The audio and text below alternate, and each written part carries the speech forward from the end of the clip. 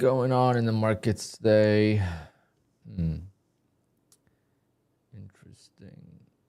Oh, looks like a range type of day. Good morning, guys. Good morning. Oh, man, what an exciting day. All the hard work and finally putting the finish touch on it. I don't even know how I did today. I just took the trade and I left. Did I get the other take profit trader account to payout? Not yet. Okay, tomorrow. Tomorrow it looks like. Today was the day where I thought maybe I will lose on the opening trade. It's very close.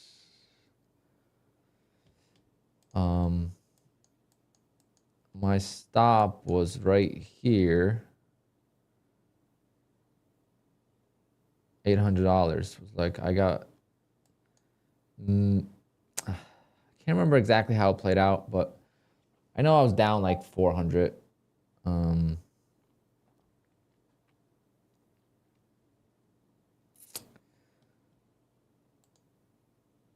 me pull up the stream. I don't even have the stream up yet. Hold on, guys. Let me find you.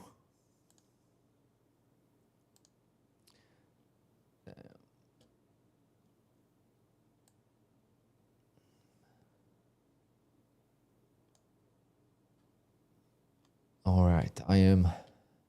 No one's chatting yet. I guess all you guys are trading still. That's good. How you guys doing today? Did anyone get killed on this news event? What was this about?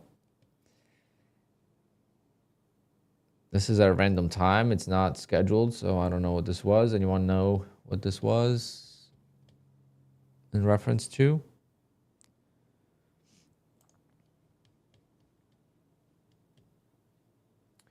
Sure, some people got killed and some people made some good money. Being long here on Take Profit Trader or Top Step with no target, you know, would be. But that would be a hard pattern to be long on unless you longed up here and then you were just holding. But I don't know how you could be long here. I mean, I'm sure someone was.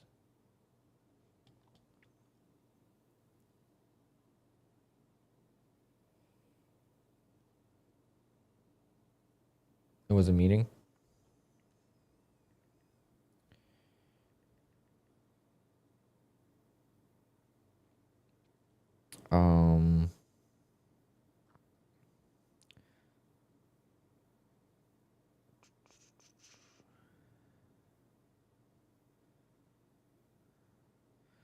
Yeah, but Rips blew his PA accounts again. I don't really know. I love Rips. Like, I like him. But I don't know if it's a good example to blow your account on first day. Unless he actually did stop out. If he didn't stop out at a 30% drawdown, then just not a good thing, because obviously Apex has rules, right? And that happens once, twice, 3 times, whatever. But if it's like that, it just creates a lot of confusion, you know? Like, what can we do? What can't we do? That's all.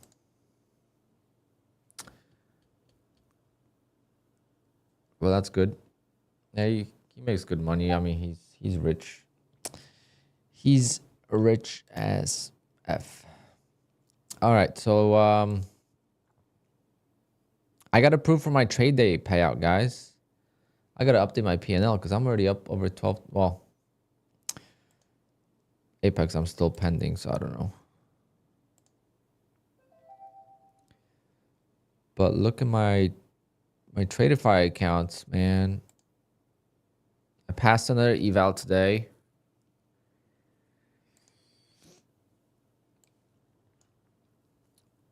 I did not know that at 2100 you could take money out of Tradeify 50K account. That is crazy. Someone told me in my Discord yesterday. I thought I still had to make 3,000, but this one I just got a payout from. $2,000 payout, and requested 2750 from Apex. If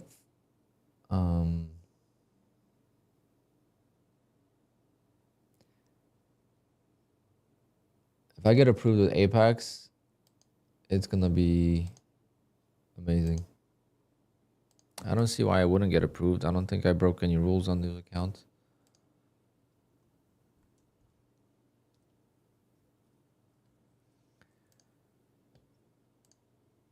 Every day I feel like with Apex, I'm going to be able to request something because... Yeah, so I'm here, you know, 35, 6250. Already got 3,000 from Bull Knox, 2,000 from Tradeify. I'm gonna get another $1,500 from Tradeify next. Well, I can't count that yet. I can, but I can't. 1,500 from Take Profit Trader this week. Wow, June is off to a hot start. I already made as much in June as I did in April. All of April, and April was a good month. But we'll see if we can find some trades. I'm kind of out of the loop, so I got to get back in the grind here, see what we could find. I could stream till around 2 o'clock, maybe 1:30. So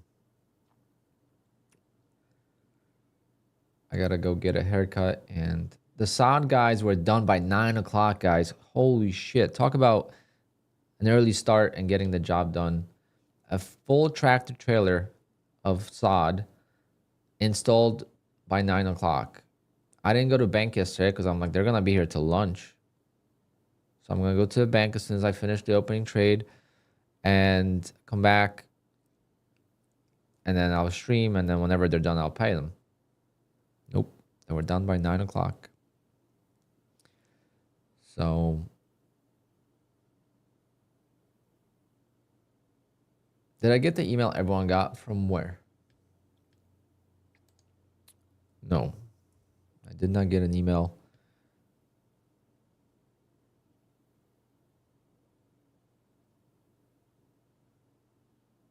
Apex?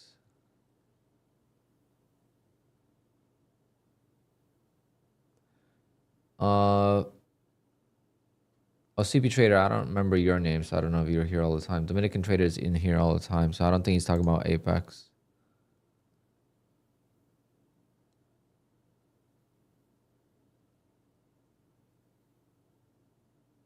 Oh no, those were only those were only a handful of people, Dominican Trader, not everyone. That was only a handful of people that got the eval bans.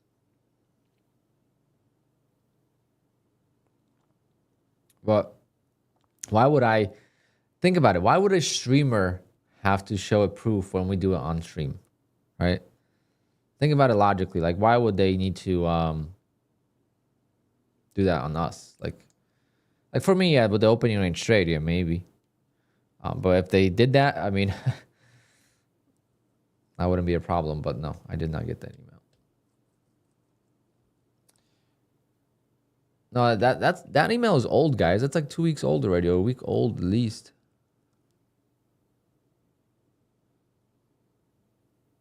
Surprised you guys are talking about it today. That's like a week old. People got it today again? Wait, I'm out of the loop. Damn. I did not see that. When was the email?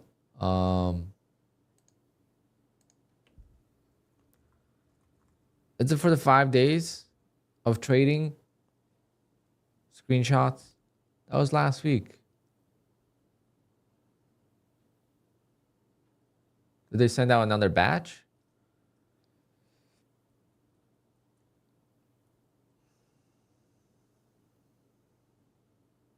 Wow, they sent out another batch.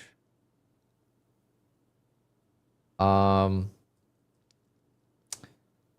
try to find out.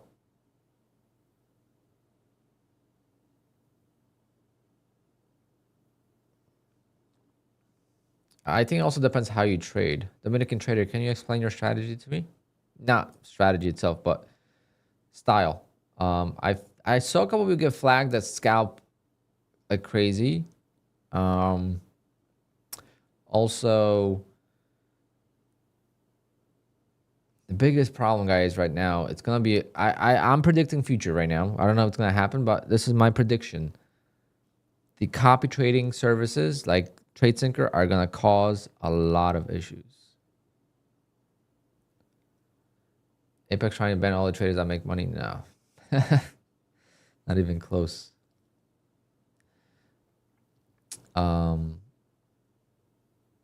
yeah, no one really knows the actual statistics or why people get selected, but I know a lot of people that, you know, they get those emails, abuse the system like crazy, right? That's one batch. But then there's the other batch that just doesn't make any sense.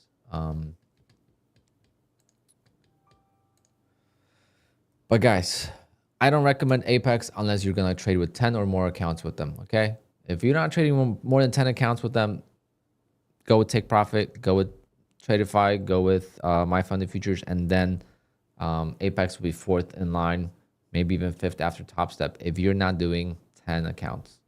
Apex is very difficult to get a payout from when it comes to like all these things we got to jump through.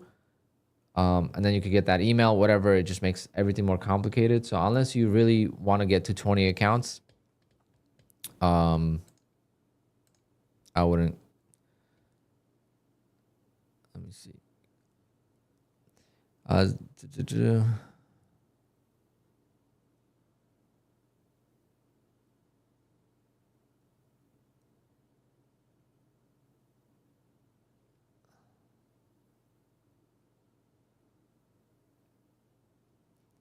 We're going to support you as you embark on this new.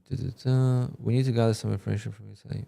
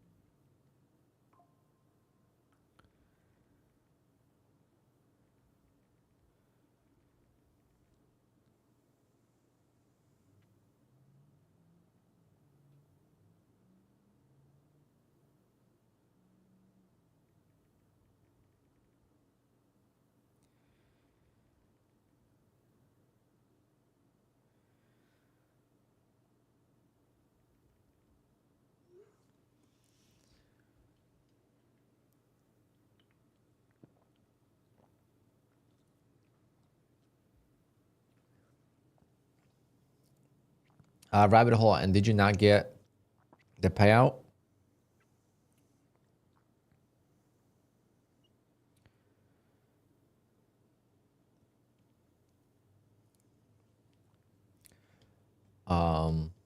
In the bank or no?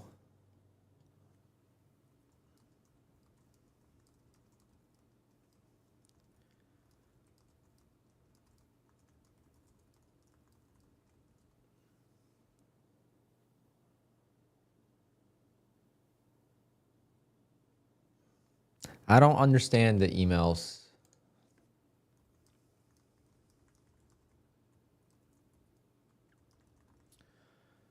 I just read the email. I mean, it doesn't really make sense.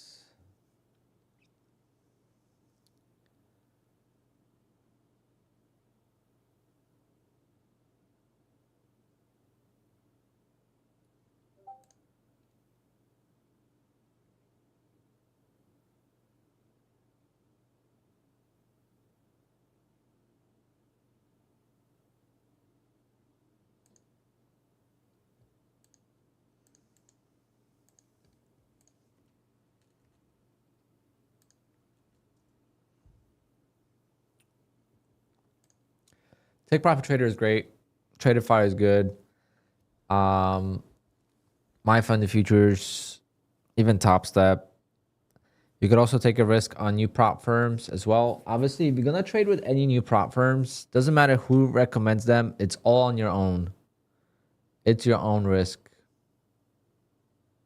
But guys, I'll be right back. I think my wheels came in. I just saw UPS truck. Hold on.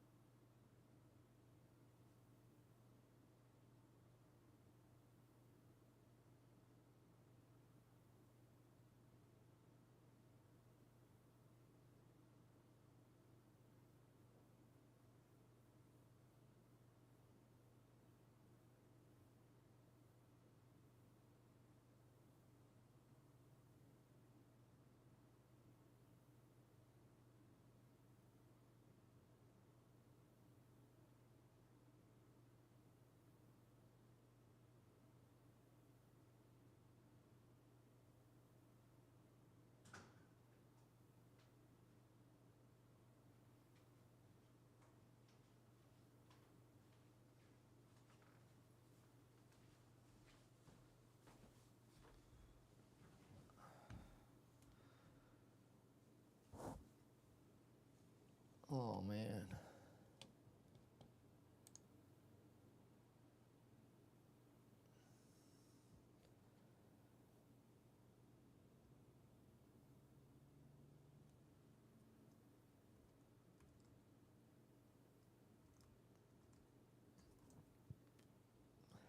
Wow, what a breakout. Okay, let's see if I can find some trades. I want to really trade. I got distracted by...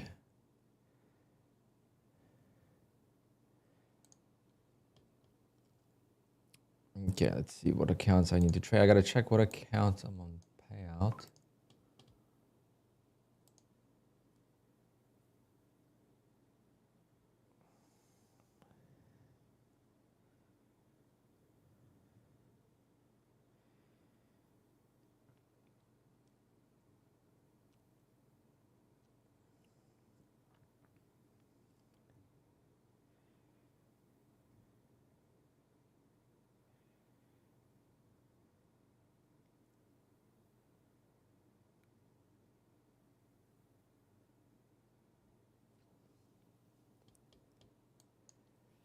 Two-legged pullback, maybe.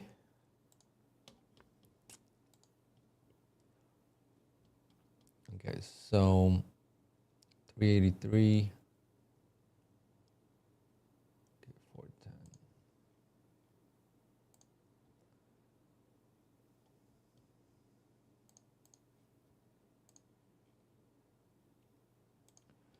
Okay, I could trade this account.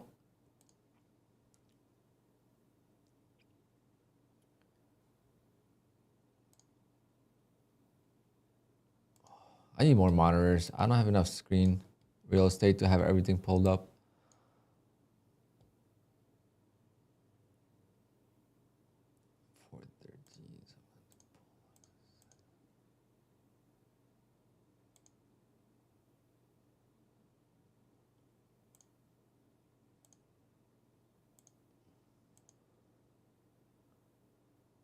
$347.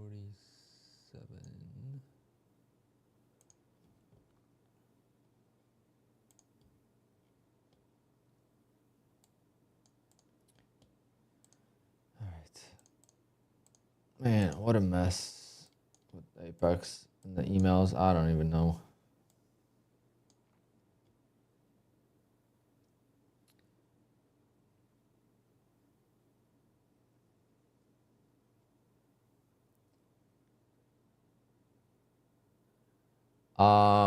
The other streamer had to take him off, maybe because he's promoting something that's very hidden, right? He's only showing green P&Ls. He does not show whether it's a funded account or a evaluation, and he's teaching how to trade.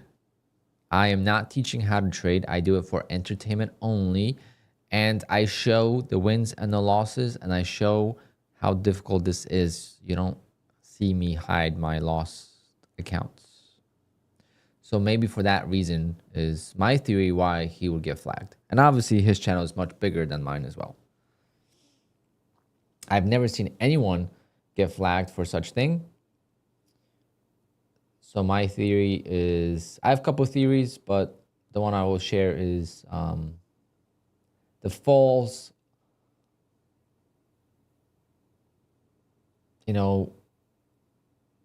not showing the full picture, showing just the good, not showing the bad. Obviously, he shows the losses. I like him, but his style is just very expensive, obviously.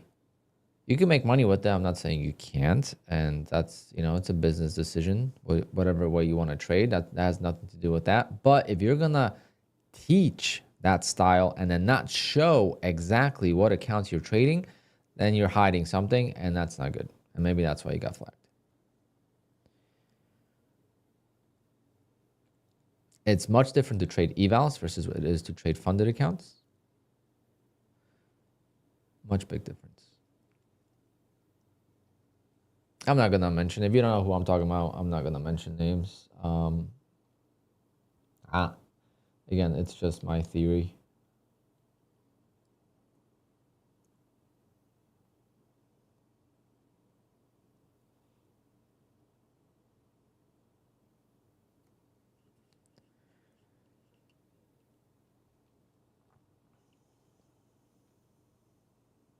Yeah, the course is what kind of threw me off. The course is really, I I liked his approach until I heard that he has a course, and then I was like, oh man.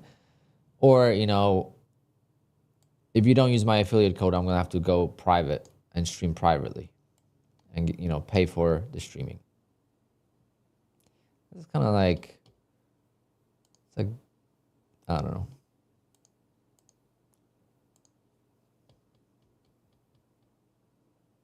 You should stream because you like it, because you have fun, because you enjoy conversation with people. Like if you do it right for money, that's just, you know, eventually it could lead to money. That's the thing, right? You can make money on YouTube. I'm not saying you can't, but I did YouTube for years without getting paid a single dollar. And I did it because I enjoyed it. I mean, I spend most of my time on streams. If I'm not streaming, I'm watching streams, whether that's video games or if I'm not watching sports, I'm watching a stream. And sometimes I watch two at the same time because I watch one on TV, one on my laptop, or my laptop has two screens, right? I have one of those laptops with the two screens. One will have a video game streamer. The other one will have a sporting event. Now sports are a little bit slower now. So it's not as crazy, but you know, I want to watch my Yankees. Knicks are out, Rangers are out, Stanley Cup playoffs. Yesterday was a crazy game. Stayed up till 12 o'clock watching that.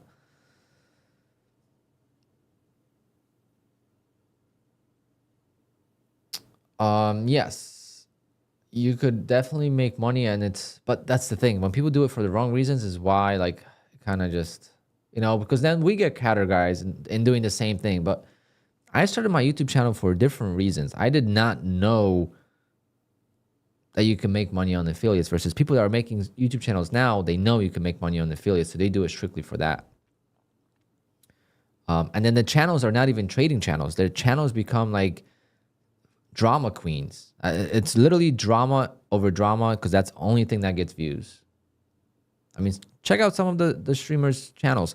If you look on their videos, like I don't even post videos because I don't have time, or I don't feel like making time and making videos. What am I going to make a video about? You know, everyday payout, where I'll make a video like after 6 months. You know, I want to make a video on Take Profit Trader because I think a lot of people still sleep on Take Profit Trader. I was supposed to do a summary of last year, never did that. But basically, everyone is just, new channels are just taking any piece of news and just making videos about it and making crazy thumbnails with Kevin from Home Alone face.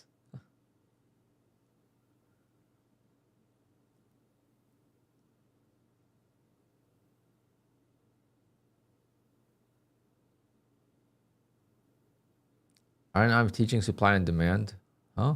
I don't know. Supply and demand, I don't know. I don't trade supply and demand, or at least I don't think I do. And I don't know who InvestiTrade is. I'm not teaching it. But number one is I'm not teaching anything.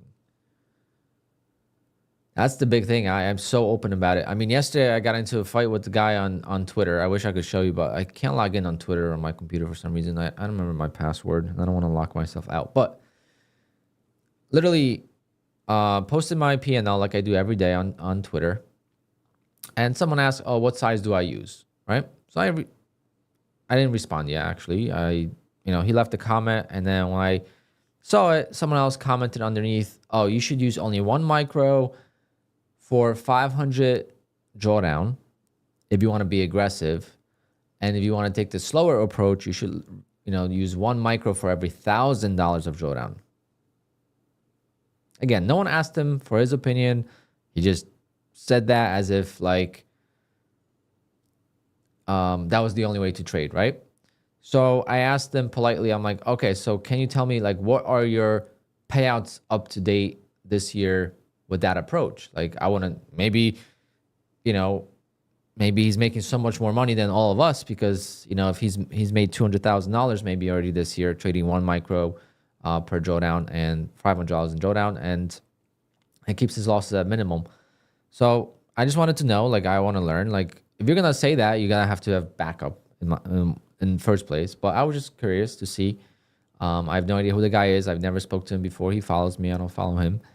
And and I was like, in that same comment, I asked him how, how he's doing. I said, I responded to the other comment. I said, I use 1, 2, or 3 contracts, sometimes even 4, depending on the account size and my balance. And I do take the more aggressive approach because I can't blow up, since obviously I pay for the account and that's it. I can't lose more money than that. So I don't mind risking a little bit more on the account. He proceeds to say I'm a sim farmer and I need to check my risk because, I'm risking too much if I'm using minis on these accounts, blah, blah, blah, whatever. And I'm just like, I made $500,000 in 2 years. Like, I don't really care. Like, I'm here to make money. I'm not here to, I don't know, brag that I'm the best trader or something, because that doesn't pay my bills. It doesn't pay my mortgage. I'm here to make as much money as possible. And then if I'm trading well, I want to trade as many accounts as possible because you can make more money. But basically, long story short, we beefed back and forth a couple of times, and I was nice to him though. I was like, listen, like, your way is not the only way to trade, blah, blah, blah. And then he didn't respond, but then I checked his profile, right? I checked his profile because he said he made $58,000 last year. He didn't say how much he made this year, but last year he said he made $58,000. Okay. I don't make fun of people who are making money. Like, I don't make fun of anyone, even people who are losing money, because I know how difficult trading is. But he attacked me, right? And I see he's at 110 Apex PAs with 11 records in payouts, and a bunch of them are denied. So in 110 PAs, he requested a payout 11 times and got a bunch of them denied. Yet he's the one preaching risk management. I was so baffled. I had to make a tweet about it. So if you want to see it, go on my Twitter. I was like, what in the world is going on in this world right now? Like, what in the world is going on in Twitter world? Because Twitter and YouTube is pretty much the same, where you get all these people saying one thing, yeah, they don't look in the mirror, or they think they're better than they actually are, or maybe they're just on the hot streak right now and they forget what they did last couple of months. So, so I was just like, wait a minute, you're gonna call me out on risk management, and you are at 110 PAs with only 11 requests. And again, it's a learning curve. I'm not saying that's horrible. It's not good, right? Because he's learning, whatever. So I'm not gonna bash him for it. I just told him, like, listen, like, before you speak about someone else's risk management, you got to look at yourself. Focus on yourself. Maybe you'll become a better trader with time. And he ended up telling me I need to grow up because I'm talking about P&L too much. And he blocked me. And that was it. And I was just laughing. It was so funny. And I feel bad.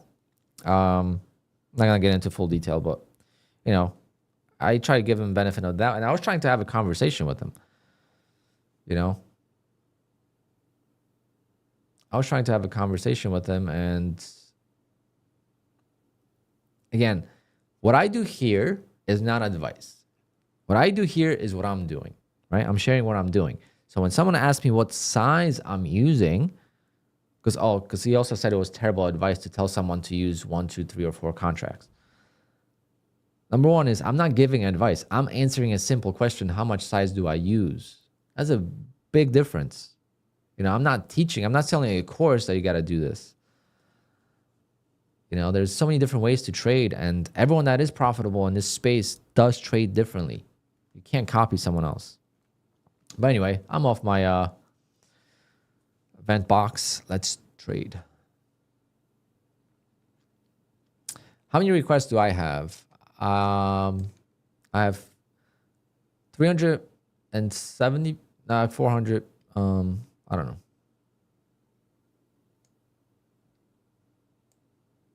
I have 234 requests.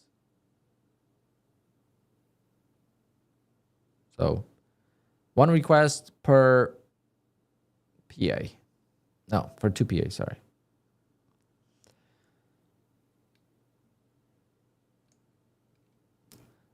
And again, I am not bashing him for that, because I know there's people that are in that same boat and people are learning. And I already had experience with trading for years before I did prop firms. And I'm not the best trader, not even remotely close, you know. And last year when there was no safety net at Apex, you know, you could request a payout and then you blow the account afterwards, because you could request basically all the balance you've made, you know. So your PAs will bleed out, and then obviously not using a stop loss all the time, you know, that was also a thing. And then you go on the down spiral, you know, you're gonna have 2-3 months where you just lose all the time, you know. And I know I have a lot of PAs, but it's in 26 months, right? 26 months, that's not that bad. There's people that started way after me and that have double my PAs. But again, there's no right or wrong way to do it. You know, just stay in your lane. Just stay in your lane. Do what you do. Show people. If you want to show people what you do, that's fine. But don't tell people what to do. And just keep your ego in check. In my opinion, that's, except PW. He created his show based on his personality or online persona. So things he says, I find it funny now. You know, I don't find it where it's douchey. I find it funny. It's entertainment. But if it's a new guy, then I'm like, ugh. I did try Nina, but the problem with QUANTOWER is not as easy. NinjaTrader is easier to export your trades. QUANTOWER is kind of tough. But I would love to export my ORB and see how... Not even my ORB. But you know what, Nina? I was thinking about that yesterday, actually, while I was driving from my dad's, my parents' house. My dad had his birthday yesterday. I was thinking that I should do a journal.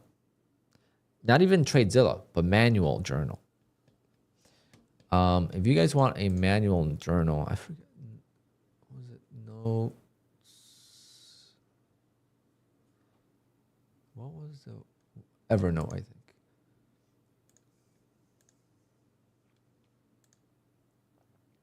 Was it Evernote? I think so.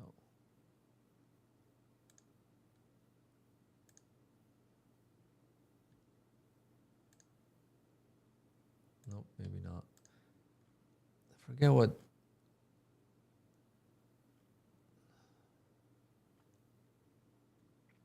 There's a notepad you could get.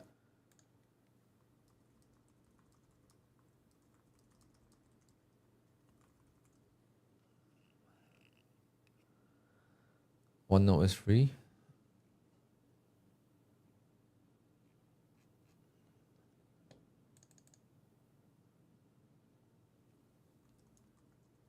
I forget what it was. I'm gonna find it. It was free. Whatever I used to use.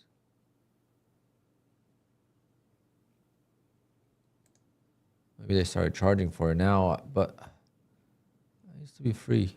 I'm gonna find out, because I learned from it or about it from another trader that used to be part of that chat room. I want to do an online one, I think.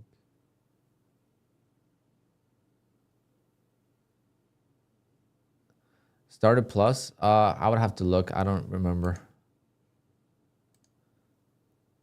I could take a look in a bit if you remind me, because I actually just had a Started Plus.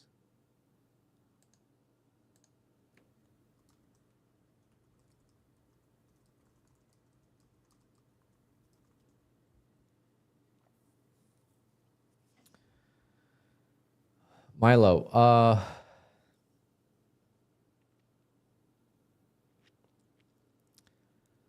so Milo was saying, how long did it take me to become consistently profitable?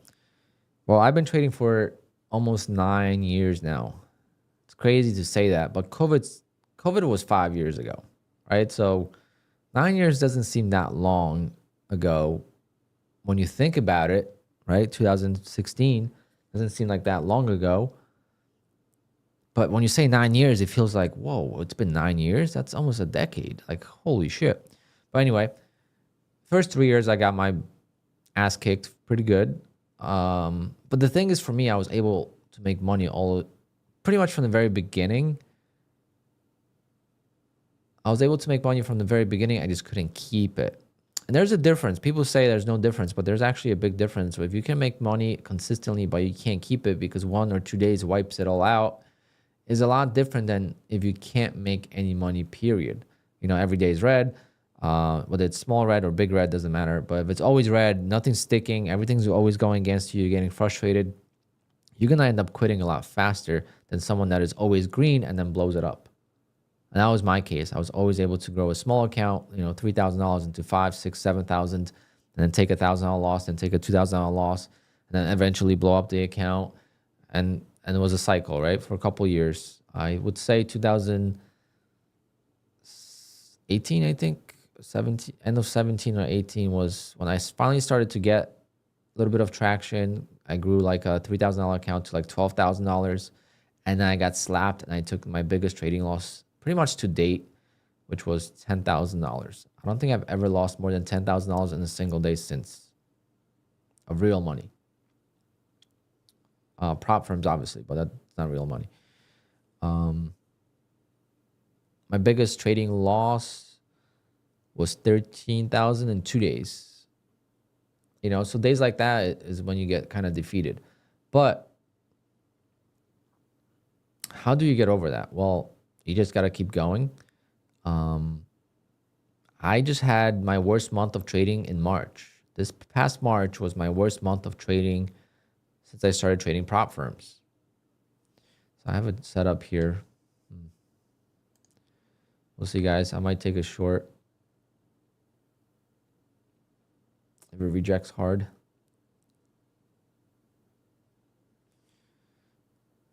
This trap right here.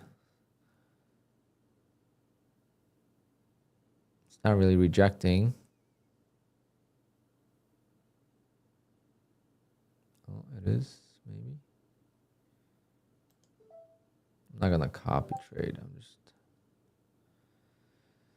gotta warm up.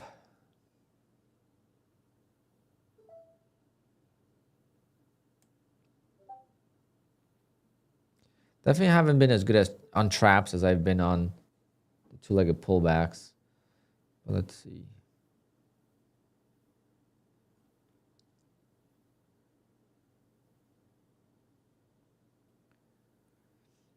Should pull back.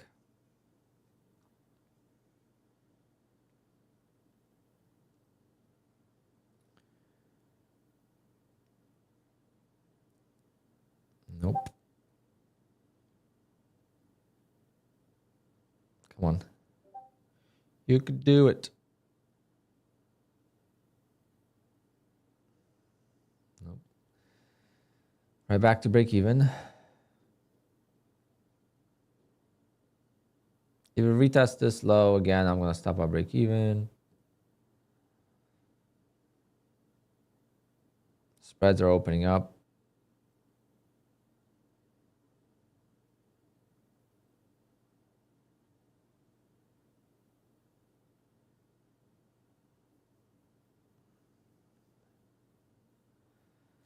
Oh, interesting. I don't know why. I'm going to stop out, guys. I'm going to stop out.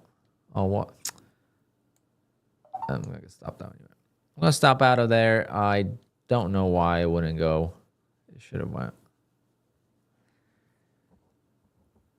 Yeah, traps have been much more difficult for me to spot on the reversal side. If it's trending, then yes. If it's trending, then much easier. But trying to reverse the market on the trap, we need to get down below here, I think. If we get down below, then it's going to be much better for a trap. So I basically took this new low here. So we have a pullback, right? This is the first pullback. Make a new low. So then I'm going to trap right there and I hope we sell off. But that didn't work. So I think if we could get down to here and then we pull back and then we do something like that, that's going to be better for me. Let me check Okay, I haven't checked yet. And I said I'm going to start doing it today, but obviously with SAD, I couldn't do it. Did the 15-minute opening range trade work? Last 4 days it did. I haven't taken it yet. Did it work today? Let's see.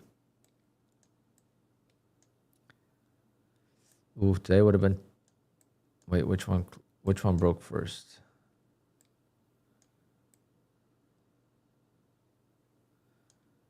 Wow. Of course it worked. Unbelievable. That's going to be my new strategy. My new strategy, my fourth strategy is going to be the 50-minute opening range trade. Keeps on working. Might as well keep on taking it until it stops. I'm not going to do a lot, maybe 2-3 accounts, but I'm going to be taking it.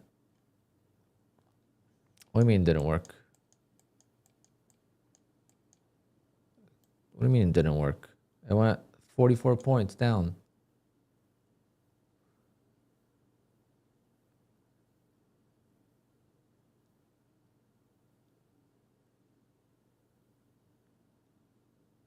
How did it not work? I'm confused.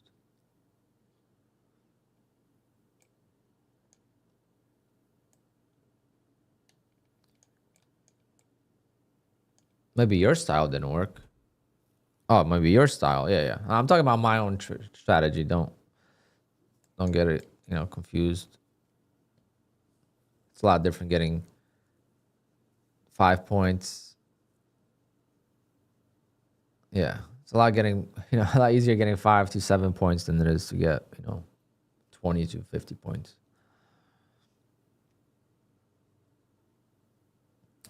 Will I be able to explain your RB? Of course. Super easy. Super easy. I have a recording of it every day.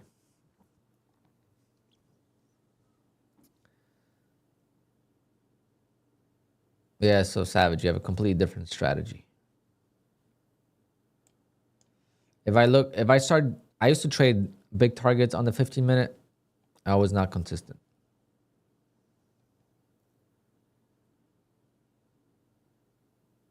No, don't be. No, you didn't know.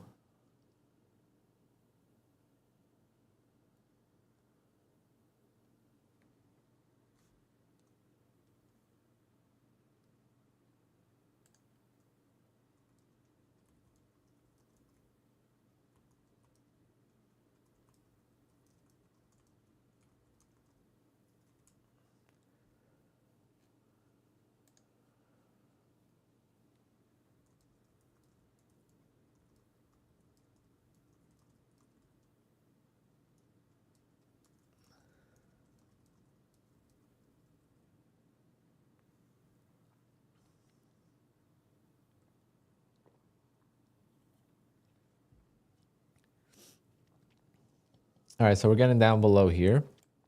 So I'm gonna look for a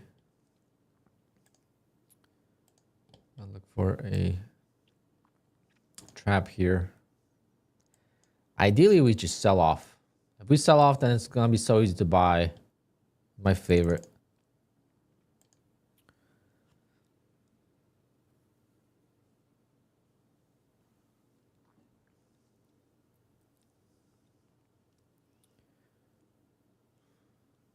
But this could be a trap too, but it's in the range, so I can't, this could be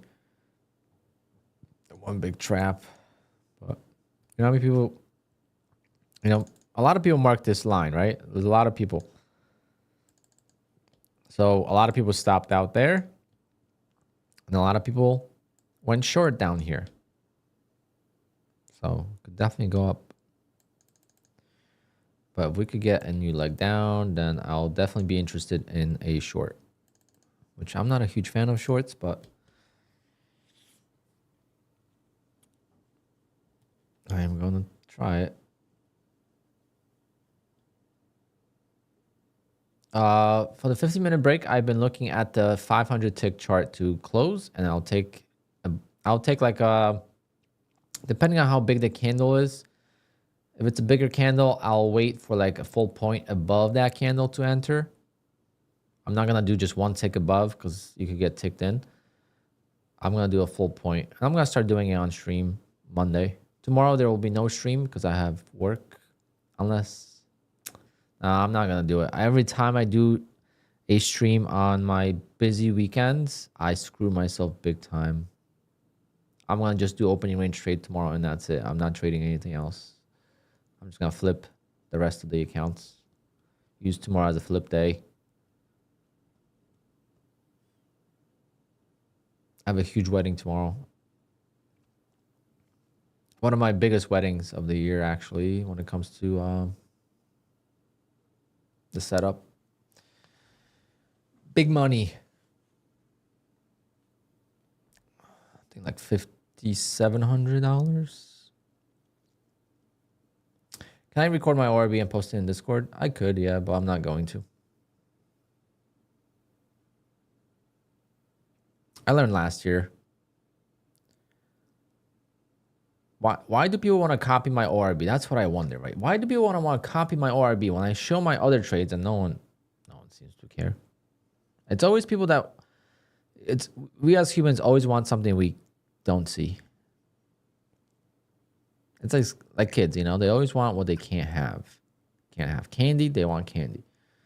They can't do this, you tell them not to do that, they're gonna do it.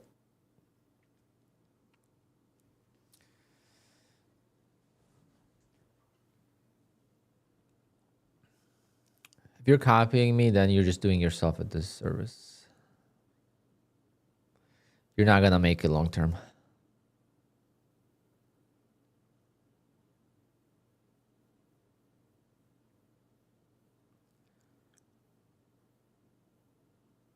Yep, it's my variation of opening range breakout.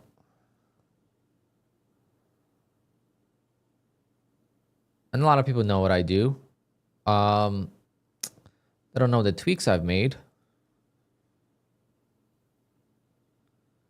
Yeah, exactly, Louis. In that case, yes. I mean, that's... But if you're trying to get into the same trades as I am at the same time, then that's not going to work.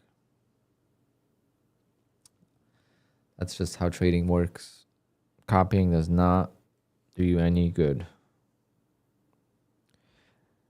But will I get a trade?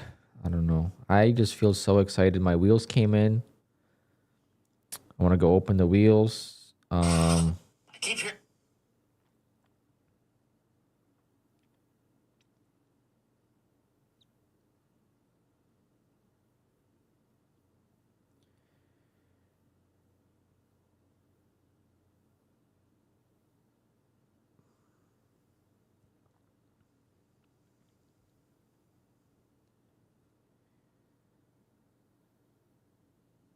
Wow, what a bounce. I guess the trap was good there.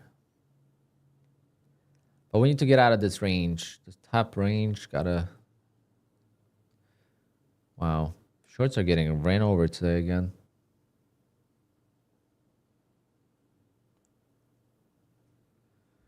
Yeah, the one thing you should... If you're gonna take anything from me is how little it takes to make a lot. Okay, so that's number one. So whether you want to, take the micros approach, you can, and you can just make $200 a day. And over time, it adds up to a big amount if you're consistent. I think that's the number one takeout from my channel, because I've taken out $500,000 in payouts, roughly, in 2 years, 26 months. And I have not had any $2,000 days on my PA accounts. Never had a $2,000 day unless there was a rhythmic glitch. I will never forget there was a rhythmic glitch last year where all the negative accounts would get reset, but positive wouldn't. And I got caught in one of those instances where the rhythmic just crapped out on me and I made a boatload of money. I made like, $3,000 or $4,000 per account on like 5 accounts. So in that instance, yes, but actually trading, I've never had a $2,000 day or more, and very few $1,000 days. Very few $1,000 days on my PAs. So if there's one thing to take out, from my channel, that will probably be it. Do you advise on negative RR? I don't advise anything. You trade however you want. I trade with negative RR, yes.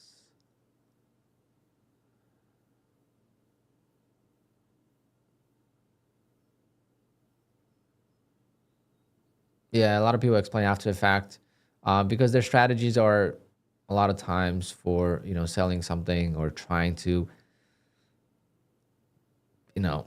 this strategy is going to change your life, or how to pass evals all the time, guaranteed with this strategy, stuff like that. That's why they explain it afterwards, because it's so easy to do afterwards.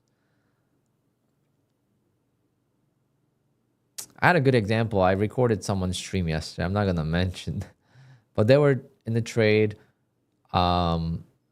They were in the trade that was going against them, and they said, all right, this is my plan. I'm going to stop out here, and I'm going to re-enter right there. And instead of stopping out, they added full port and they blew the account. So I'm like, see, this is why you don't pay attention to what people say. You watch what they do. Okay, you watch what people do, and that's how you learn from someone, whether it's good or bad, whatever. But don't listen to what people say. People can say the most beautiful things.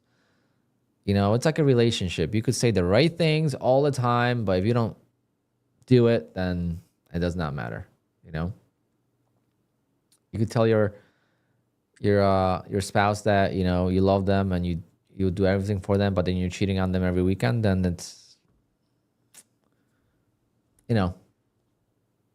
it's the same thing in trading.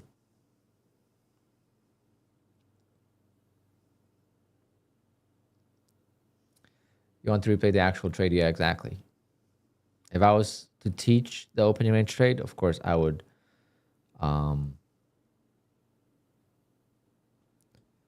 If I was to teach, I would of course show actual trades and not just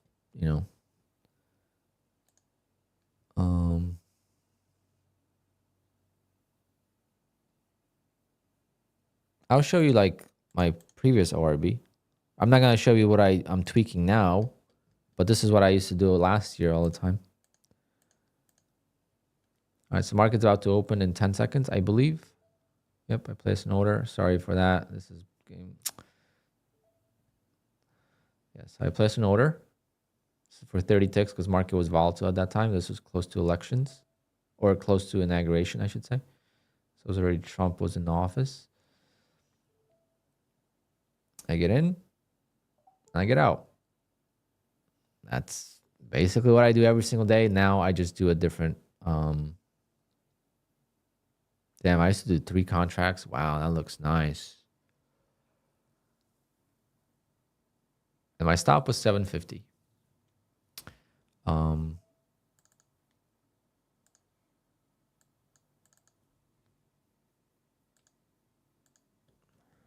see if I could find a little.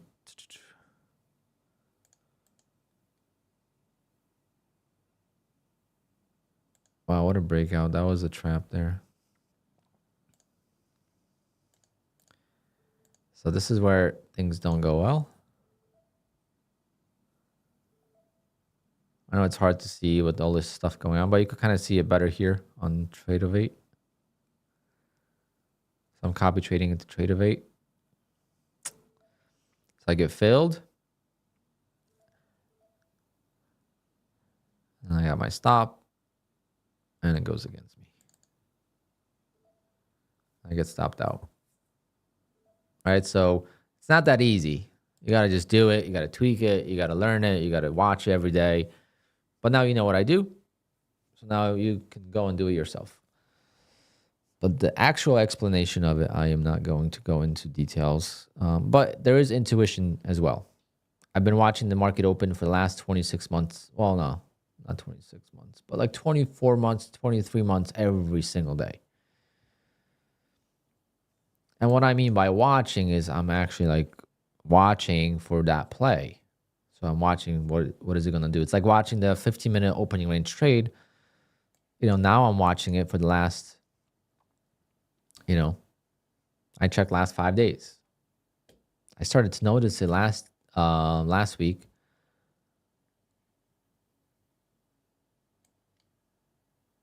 But yeah. We need to get out of this range, guys. Otherwise, I'm not going to be able to take a trade.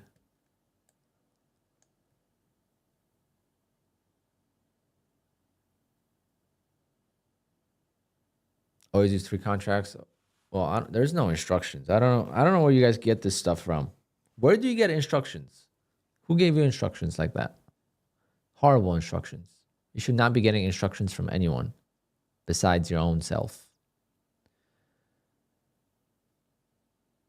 Right now, I do $100 per contract. All right. Well, I missed that. Just making sure, because after yesterday. Step-by-step manual. Okay. You take 1 step forward, 2 steps back. 1 step forward, 3 steps back, 2 steps forward, 4 steps back. And eventually you'll get 3 steps forward, 1 step back. Then 5 steps forward, 1 step back. 10 steps forward, 1 step back. Okay, that's the step-by-step process of day trading. I know, Sean. That joke I got, and I hope you got my joke. But you can't teach how to trade, guys, in my opinion. Like,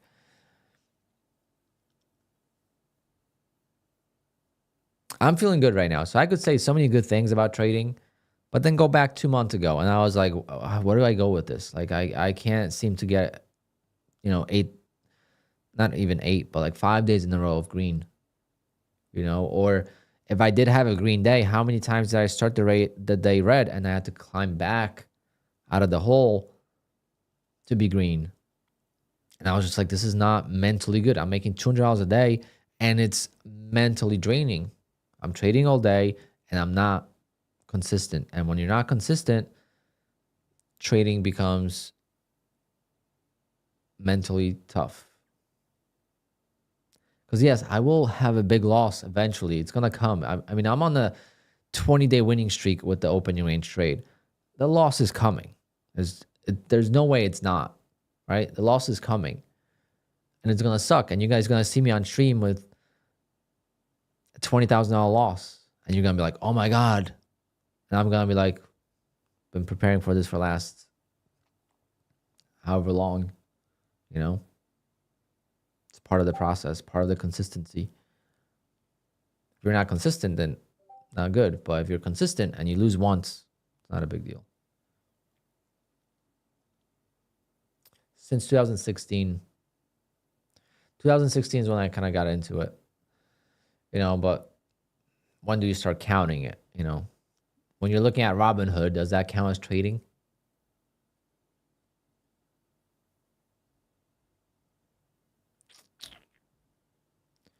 How can you set up a bracket order on QUANTOWER? Right here.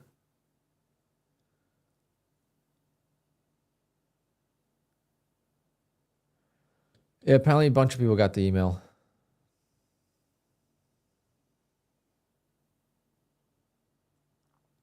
I don't know what Apex is thinking, to be honest. Let me see my Discord if people got it in the Discord.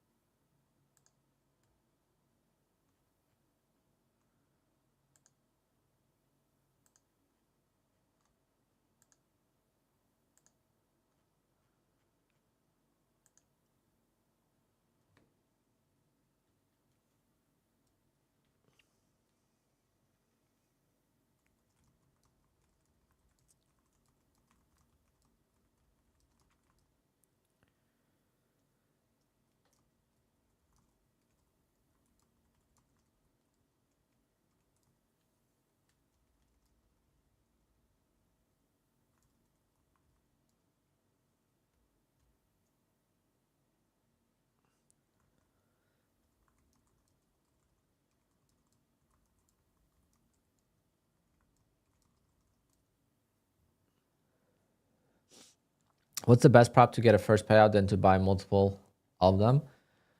Well, Tradeify is the simplest right now, in my opinion. I did not know that. I learned it yesterday, but you need to make $2,100 on Tradeify to take out a $1,500 payout with 35% consistency. So I've done it in 5 days.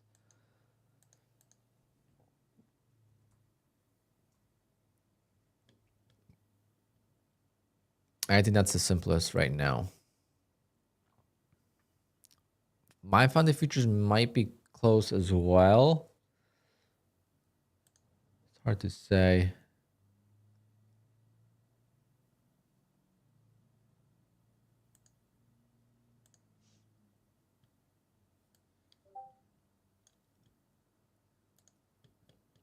So like this account with Tradeify is, no, this one is at payout. See, it's on 5 days, but that's at payout.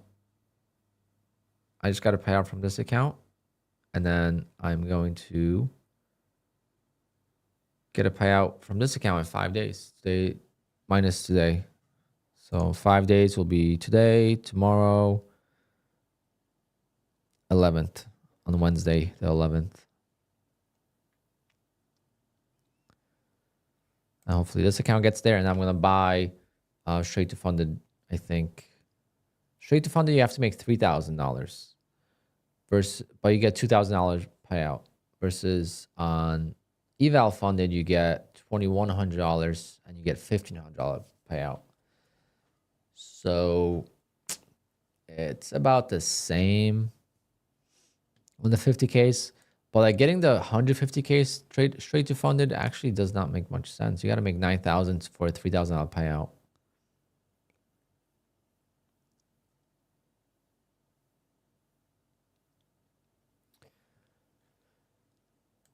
Let's see. I don't know. It's a good question.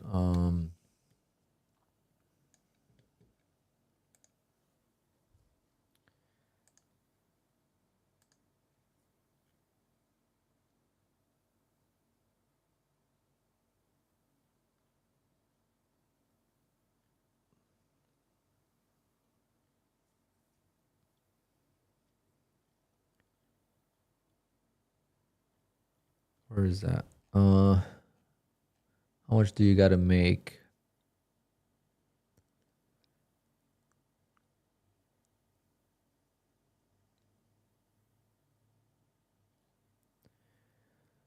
Five or more trading days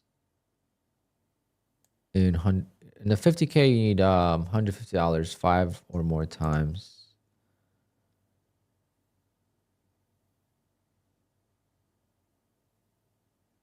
So I guess, yeah, just got to make 1,500 for the second payout.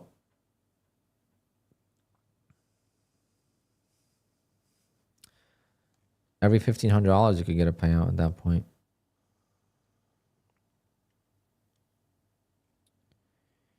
It's not bad.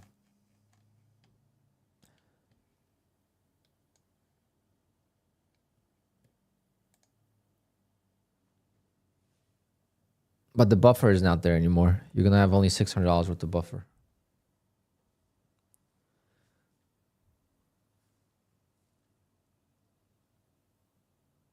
The opening range trade was a little tougher today. I thought it was going to be my loss.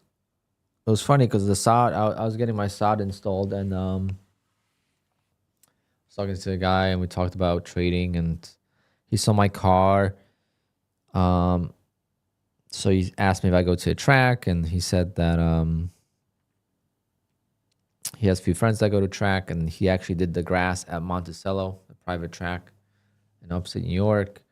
So whatever, we're talking. But I was like, I'm probably going to jinx myself telling him about my trading journey. And of course, I almost lost. But I won.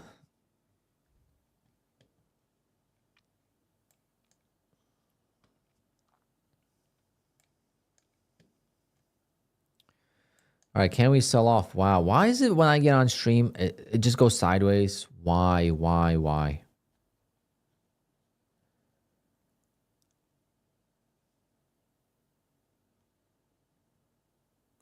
What about Bullnox? Bullnox is good for a side prop firm because the payouts are so infrequent with Bullnox that you want to have other prop firms first and work on Bullnox as a secondary prop firm because you could get only 3 payouts every 2 months, and they're capped, right? They're capped at $1,500 on the 50K account. So you could technically only make on one account in 2 months, you can only make $4,500 if it goes perfect.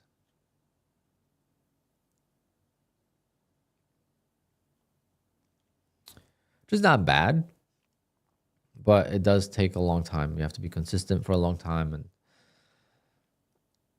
you got to make $4,100 on Bull Knox, right? You have to make $4,100 to get the same payout you get on Tradeify for $2,100. If you think about that, then right away you know the answer to the question. However, Bull Knox evals are cheaper, so you could just YOLO evals and you could get funded quicker.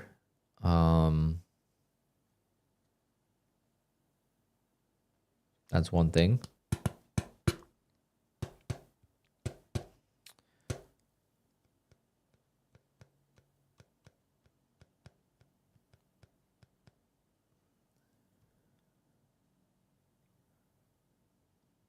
I want to ask you, why can't you mirror copy 20 Apex accounts, as I know Apex does not allow that?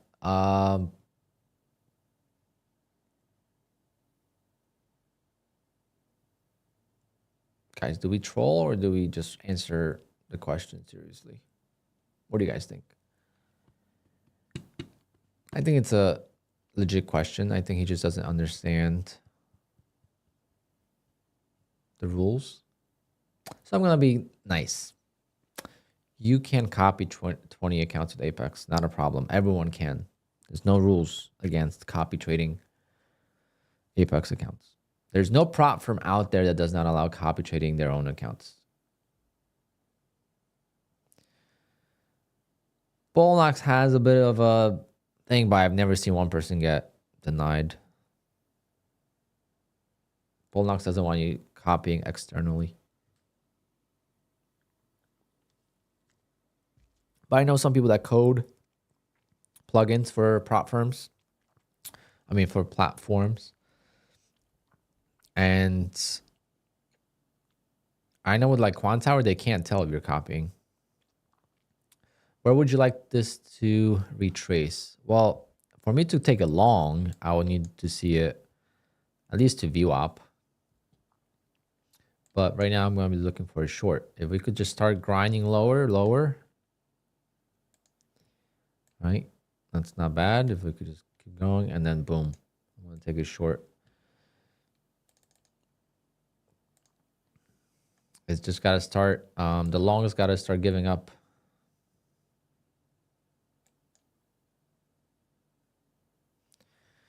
Elite Trader Funding allows 20 accounts. Prop Shop is a new prop firm that has 20 accounts. I don't know how they're going to be.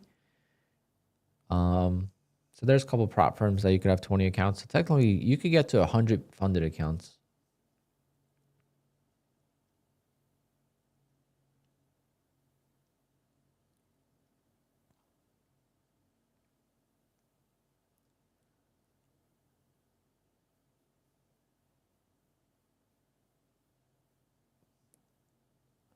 I recommend the 50K accounts.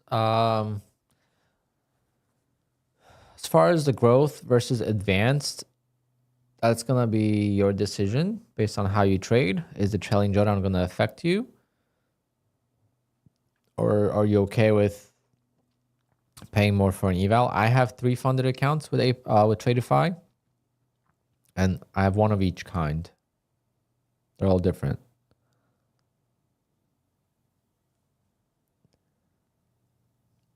Can I go over the compliance email from Apex? We kind of just did. I don't really understand it. This is different than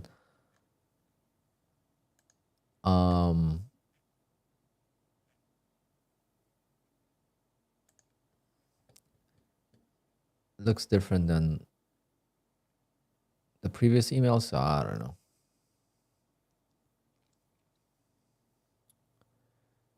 To be honest, I don't know.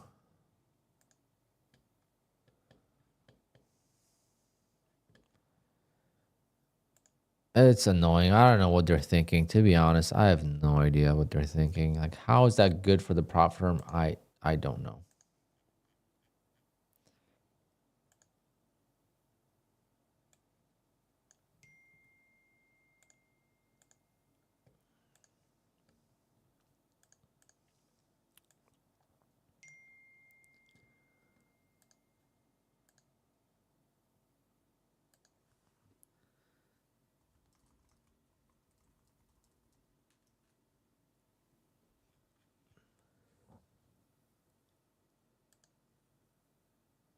Apex.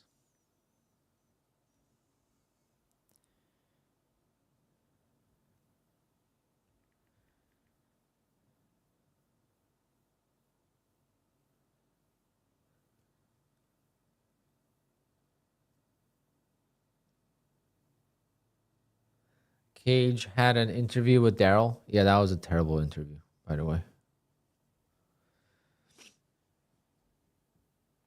That was a terrible interview. That was not even an interview. That was a conversation.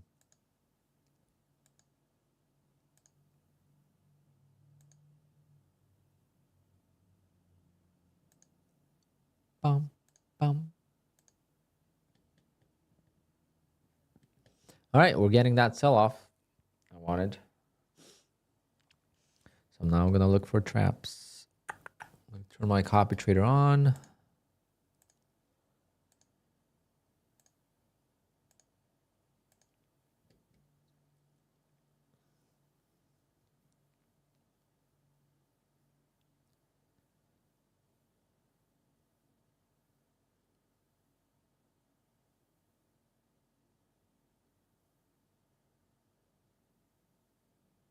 Just got to be patient. Stock Tiger, yeah, it's been a great month of May, and June is looking hot too. I'm already at like $15,000 in payouts for June if I get approved with Apex, that is.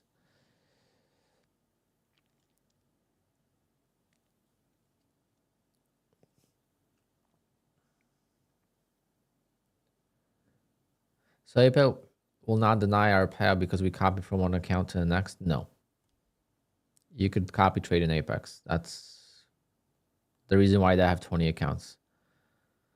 You don't have to copy trade them, but you have the option.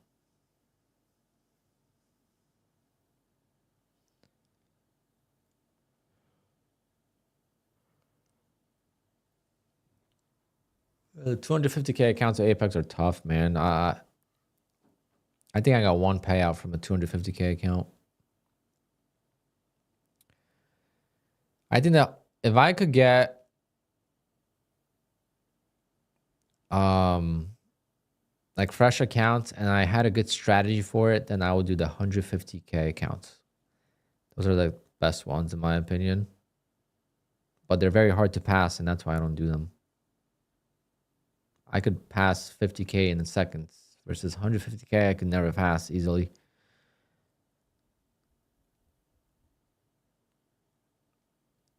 Well, we're selling off. Maybe we might not even get a trap to the short side. I might just be looking for a long here eventually.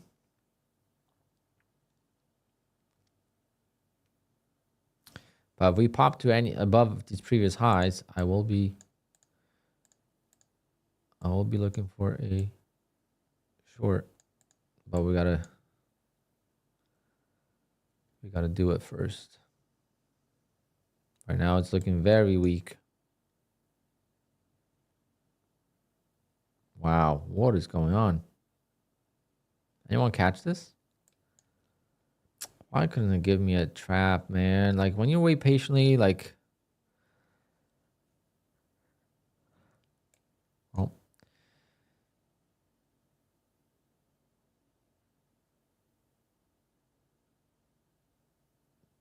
Nicely done, RM.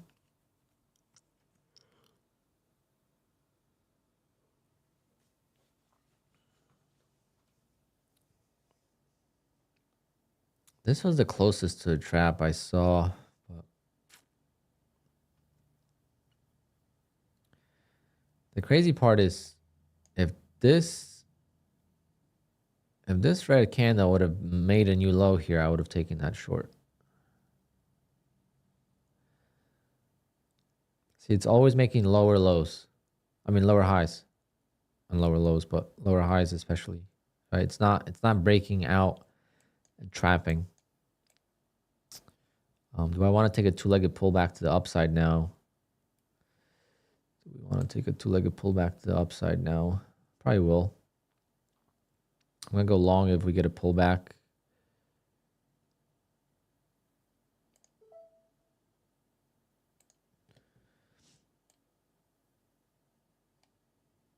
If we break above the highs now, I'll go long.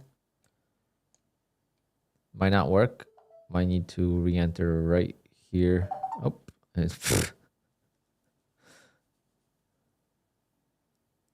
Oh, spoke too soon, guys. It worked. I love trading right now. All the March pain and February, end of February pain is paying off right now. So the setup here was a two-legged pullback. So why did I enter there? So if you notice, let's go to the whole thing. Okay. Pulls back, makes new lows, pulls back, makes new lows, pulls back, makes new lows, pulls back, makes new lows. Okay, we follow. Now I'm not teaching, I'm explaining. Two different things. Here we pull back, we make a higher low, we make a new high, we pull back, we make a higher low again. Therefore, I place my order right there to long above that high for the stop losses to be triggered, and I go for a quick scalp. See the difference? There's no entry there, so I like this long as it's dropping, but I need to wait for my signal. And since I'm scalping, I don't really mind getting in a little late. But if you try to get early, then you might get ran over and this might keep dropping. There's something going on. These candles are moving very...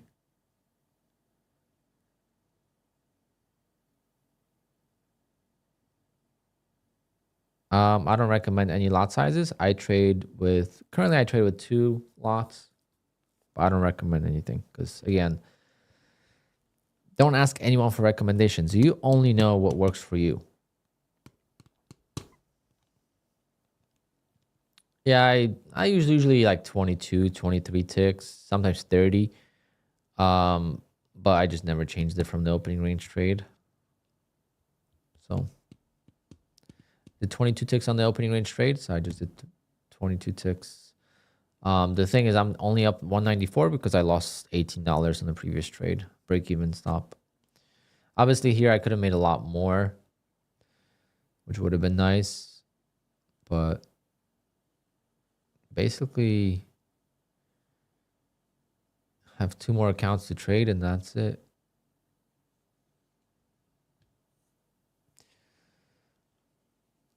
Take profit trader. I'm scared to trade. I'm missing on so much money, guys, because I'm not trading all my take profit trader accounts.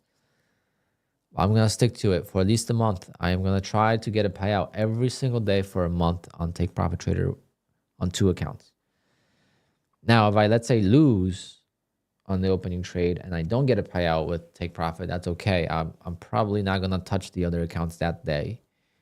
I might take one account with the traps or with the 2-legged pullbacks just to get a payout to keep the streak, alive. But definitely missing out on a lot of money. At least $5,000 I could have made extra by now. But it is what it is.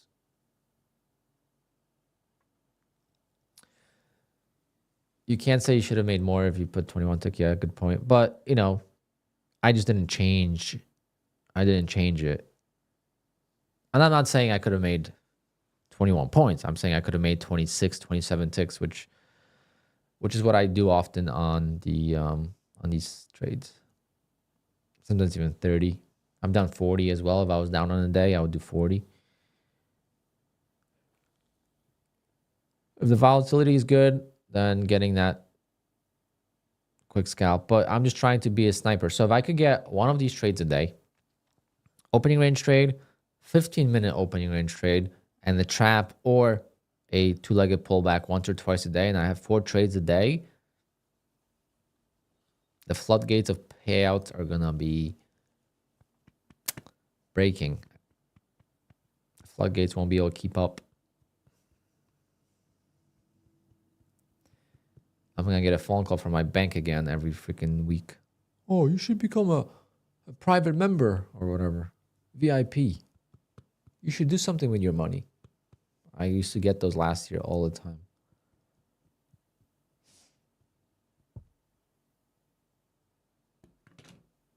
They don't care about my 20K months anymore. They want my 50K months.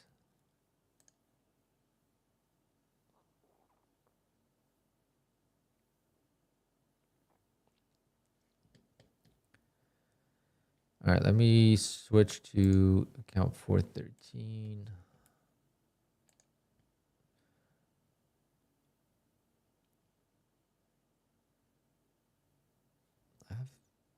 I have 5 accounts, and I have 3 accounts at Payout. So let's see which one. Which one do I trade? It's hard to keep up.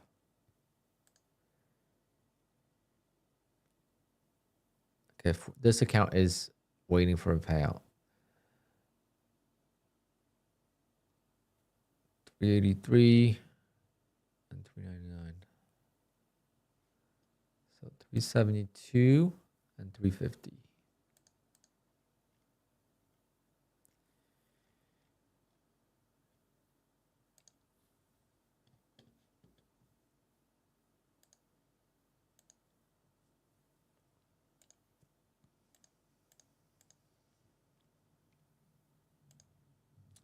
I started doing my trade day eval. I'm going to do 3 accounts with trade day as well. I'm doing an eval with Bull Knox as well. Try to get to 5th account. If I pass an eval with Bull Knox, I could have a 5th account. Should I just YOLO an eval? I think some rebuild. I only have 1 extra one. Never mind. I need $250 to pass another Bull Knox eval. Should I do it on this next trade, or should I not risk it?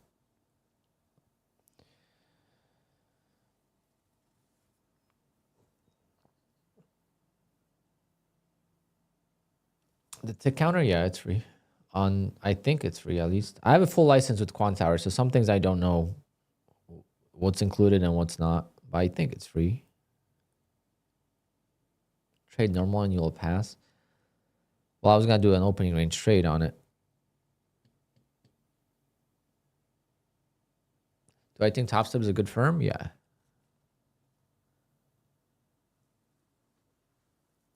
TopStep is definitely one of the top prop firms around. I got to get back with them. I got to get back to, I'm going to do 5, Tradeify. I'm going to do at least 2 TopStep. I'm going to be at 5 with Tradeify.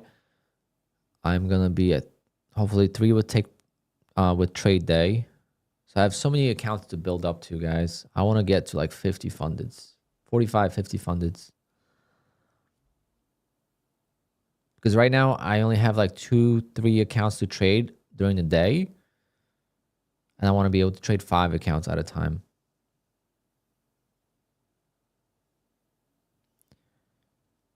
And then pay out every day. Because their accounts are not going to be synchronized. They're going to be different stages and stuff. So you're just going to get a payout every other day. And it's just going to be nice pullback there.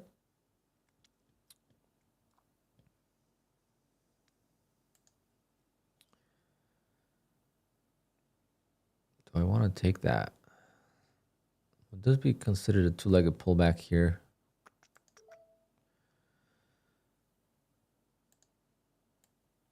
Right into resistance though. I don't know. This could be a big trap. I'm not gonna take that. This could be a big old trap on this. This is the first time we're breaking a previous swing high. Right? So we had this, and this. And this is the first time we're actually retesting one. So this could be the first trap. But if it makes a new high, then it kind of changes things. Did I get the email? No. I did not. At least I don't think I did. I didn't check my spam. Maybe I should check my spam.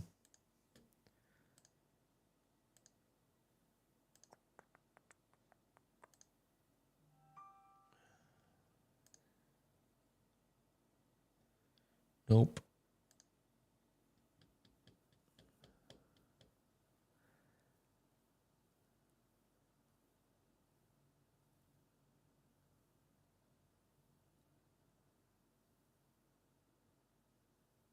Well, only a handful of people got the email. Out of 300,000 people, only probably few thousand people got it. So I don't think it's everyone.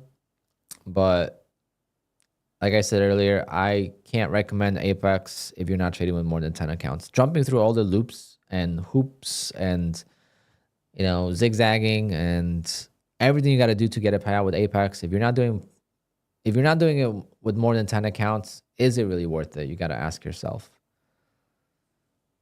Build your house money account with other prop firms and then go to Apex, if anything. It's very difficult. Like, you think it makes me comfortable even like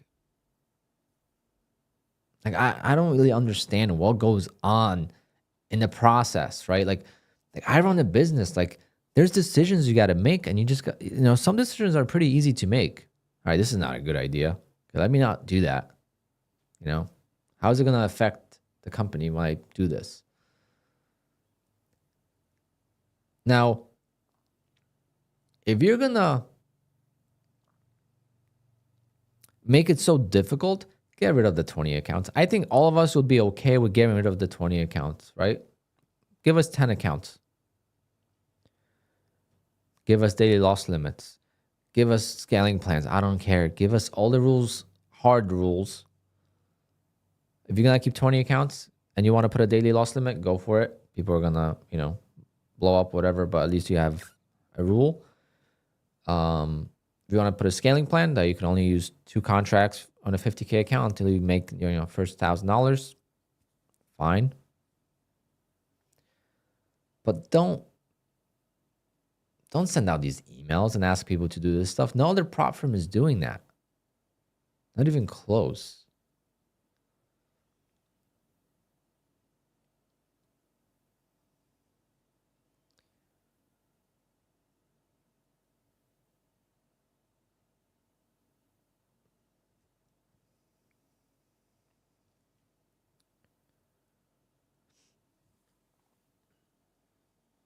Yep. Yeah, there's something that they're dealing with, and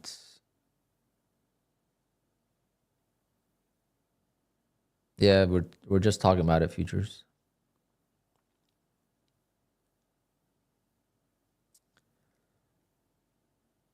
Which prop firm would I use if I were to start all over again? Take Profit Trader #1. Probably Tradeify right now is good. But I'm getting my first payout with Tradeify just yesterday. So it's $2,100 to a full payout on Tradeify. On the 50K account, it's $2,100 you got to make to get a payout of $1,500. That's basically Apex, original Apex rules. Pretty wild.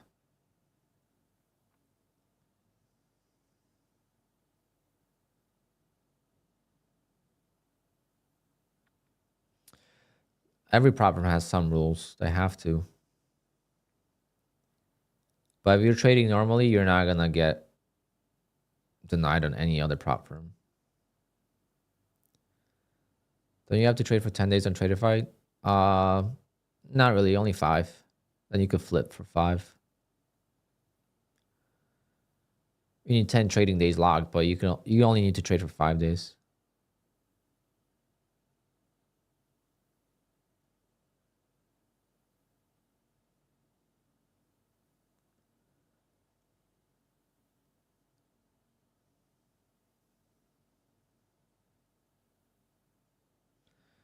You had the same PA for 30 days. How much have you withdrawn from it? How many times? I have no idea, Josh. I have no idea what the criteria is for the email. You know, I have no idea. I didn't even know about it till I got back on stream and people were saying.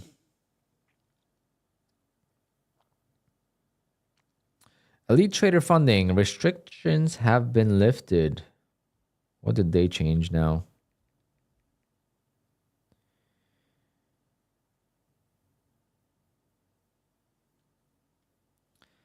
Starting Monday, June 9th. Oh, that's interesting, guys. I'm not going to recommend them, but I might use them. Place scratch trades or scale down your contract sizes without limitations. Say bye to high frequency trading restrictions. DCA restriction removed. Activate 5 fast track accounts from 3.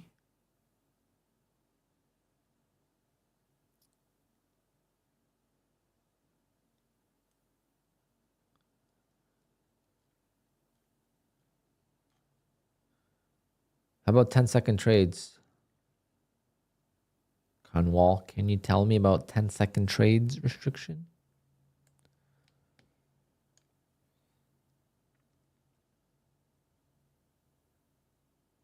They've had fast track accounts, Josh, before fast track was a thing. The original fast track is ETF. They're fast funded accounts, 1-day pass or whatever it's called.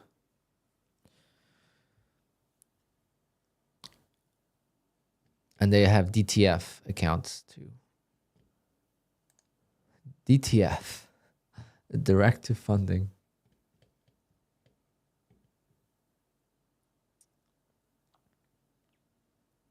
Yep, they're removing it on Monday. Monday is when it starts.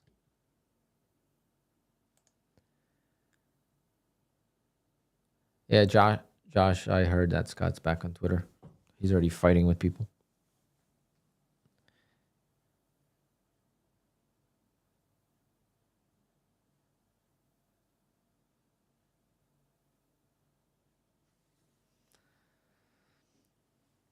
Oh, okay, Josh. Never mind. But the CEO of Scott, CEO of Fast Track is also back on Twitter.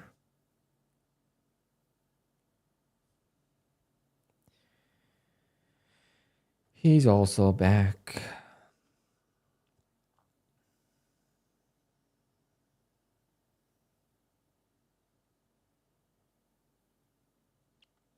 Trim trader, and you are completely entitled to it. And when I started trading with Apex, it wasn't like that. So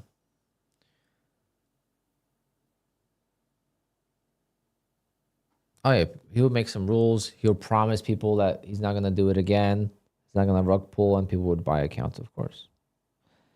But the thing is, how is Rhythmic or any data feed gonna allow it? You know, how would they allow him to get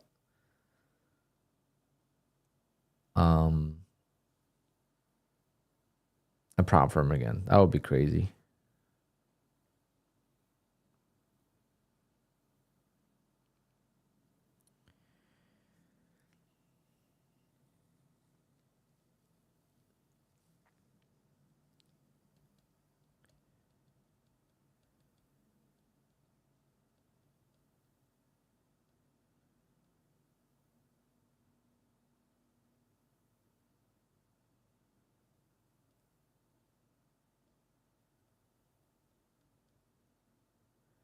We're gonna go back up here.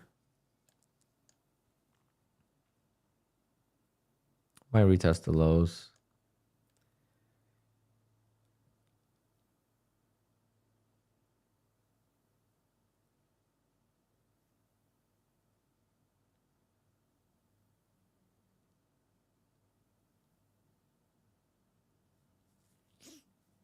Yeah, but he might open it under someone else's name.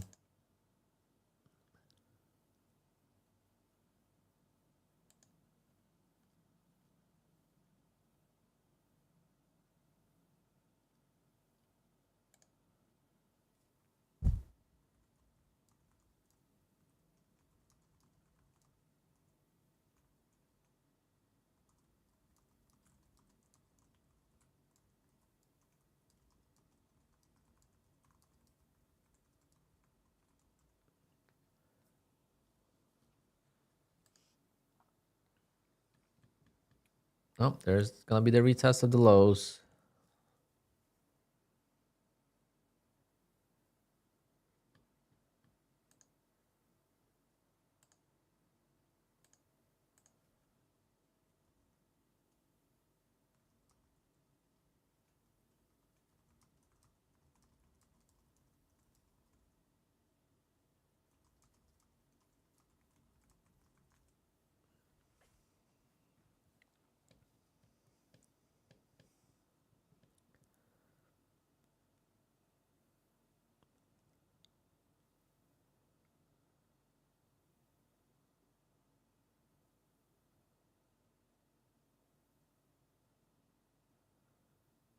Okay, double bottom.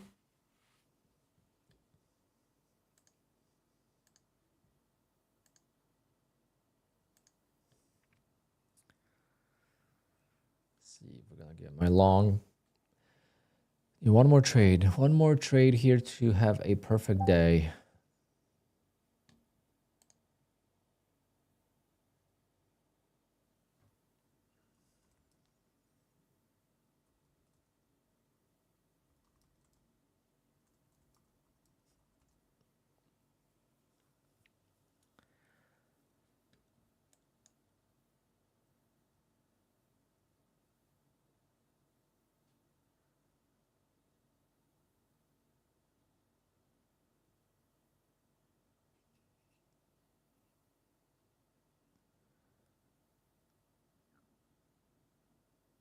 Yeah, sports down. That's very true.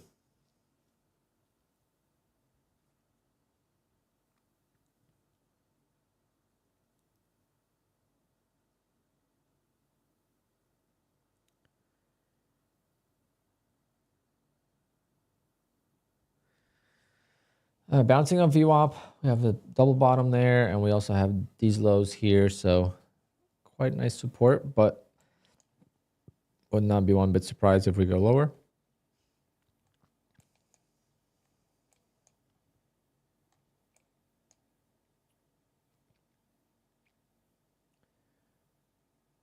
I'm going to look for the same setup as I looked here. Okay, first. That would be a trap, but the difference between two-legged pullback and the trap is that this is a higher low. This is on the trap. It goes down to here, and then it goes. So it could be a play both ways.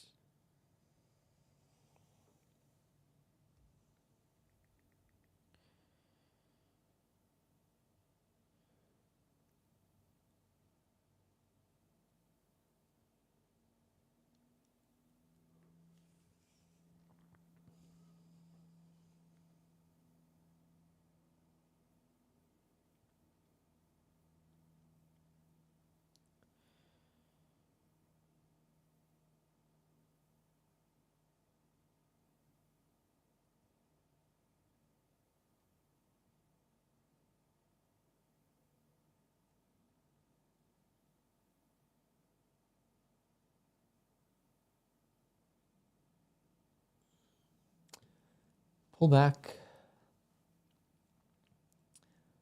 Starting Monday, all you got to worry about is active trade days. Oof, I'm signing up, guys. Don't take that as advice.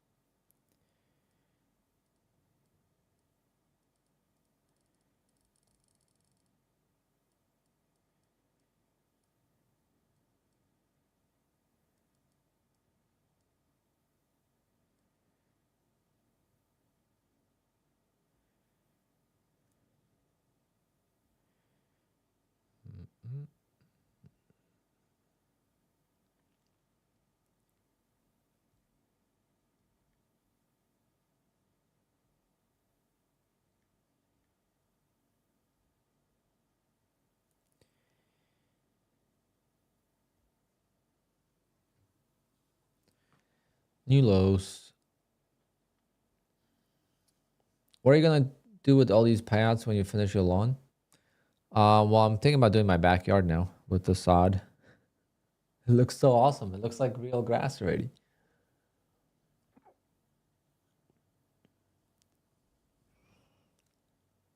I don't know yet.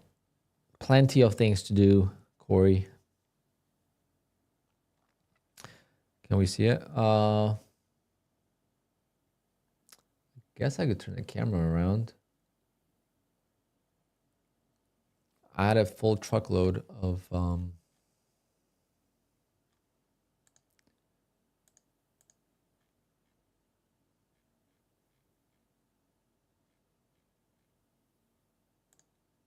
wow, what a sell-off.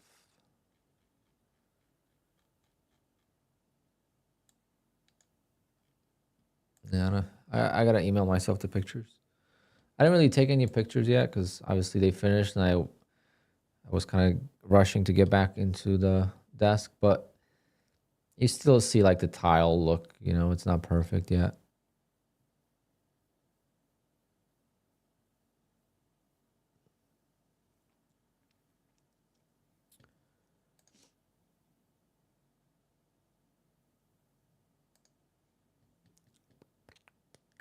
I'm better than you, Creamsicle. You're just a... He's gone. He's gone for good. He's gonna be starting his new YouTube account. Did I spread starter fertilizer? No. I wasn't told I have to do that.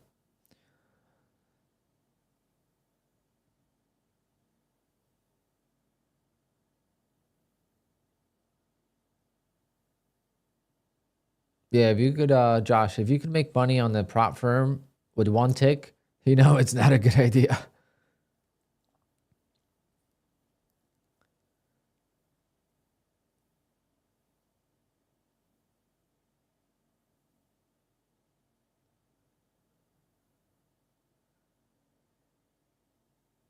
I wasn't told. I don't know. I'll do a fertilizer at some point, but not right now.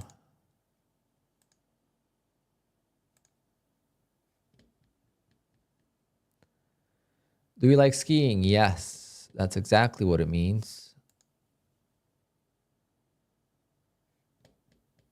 Nah, it's gonna be fine. It's sod. It's already healthy grass. Just gotta water it a lot. It's not seed. If it was seed, it's different. All right, maybe we'll retest these lows.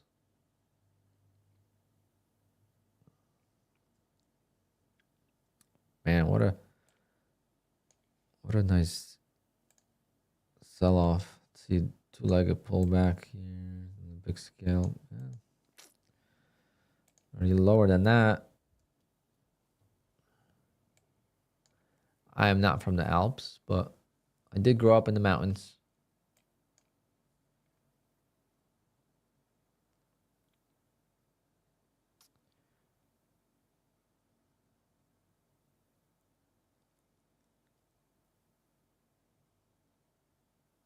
Yeah, 15-minute opening range low. That's the blue line, Angel, on my chart. Good point.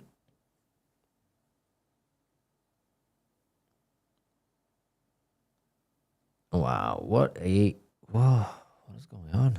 I like this. The lower we go, the easier is going to be the easier long it's going to be, especially on the 25 tick trade.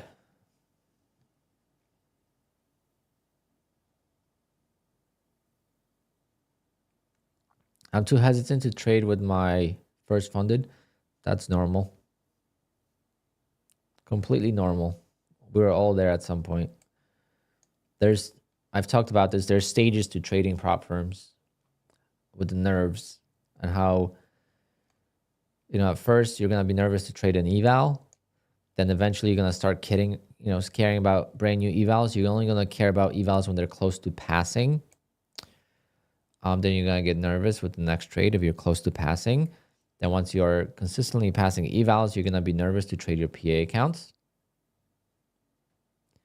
And then you're not going to be so nervous to trade your PA accounts until you're close to a payout. And that's trading one at a time. And then obviously the next thing will be copy trading. How comfortable are you going to be at copy trading 10 accounts, 5 accounts, 15 accounts, 20 accounts? That takes time to build up.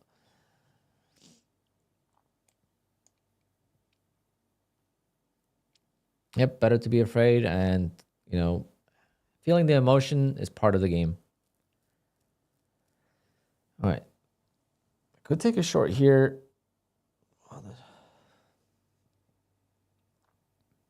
So right now we're continuously making new lows, right?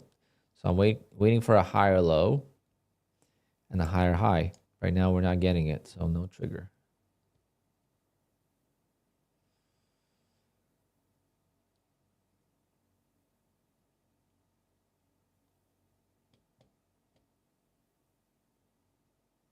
Make sure you guys hit the like button though. That definitely helps the channel.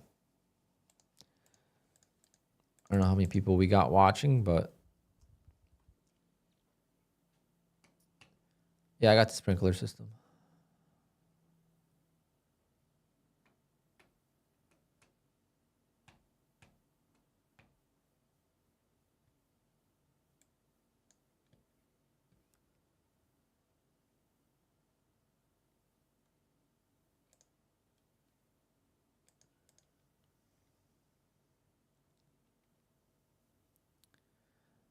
I just found another channel. Oh, wait. Let me see. Okay, this could be the trap to the short side. So if this keeps falling apart, that's one trade. But if it breaks out, I'm going to go long. I would prefer one more set of green candles first.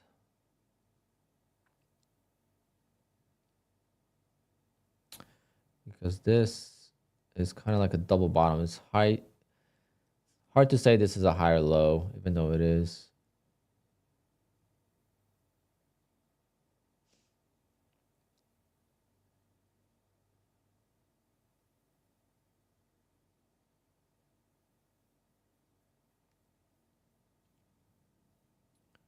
We have 393 people watching. Damn. All right. I guess we're...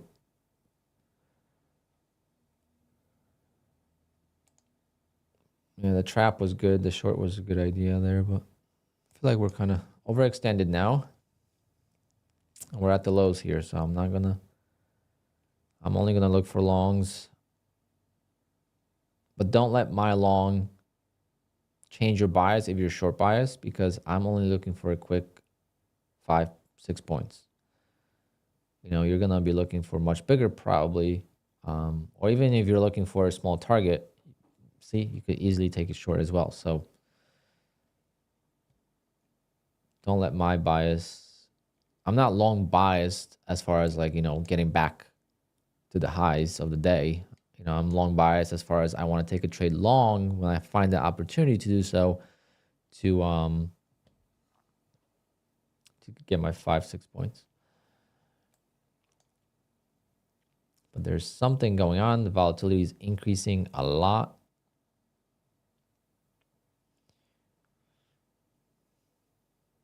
Ideally, I would like to take the trade above the moving average. So get a pullback now.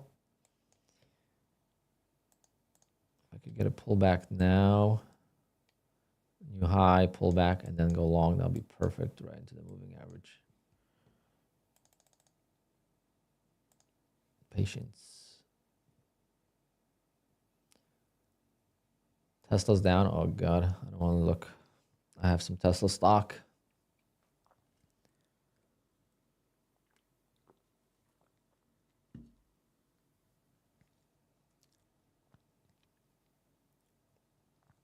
No, this is a tick time frame, 500 ticks.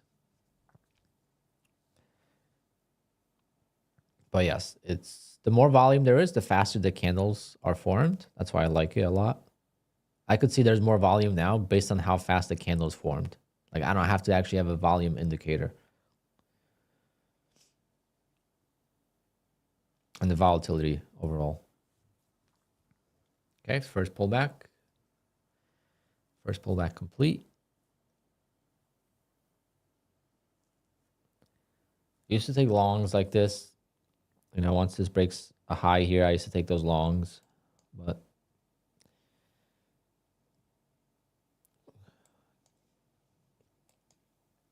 doesn't always work. In this case, it looks like it's going to work. But one more red candle, and I'm going to take the long above that red candle. There we go. Come on. See if we can close. It's not going to close red. This candle's going to turn green. Watch. It's going to keep going higher.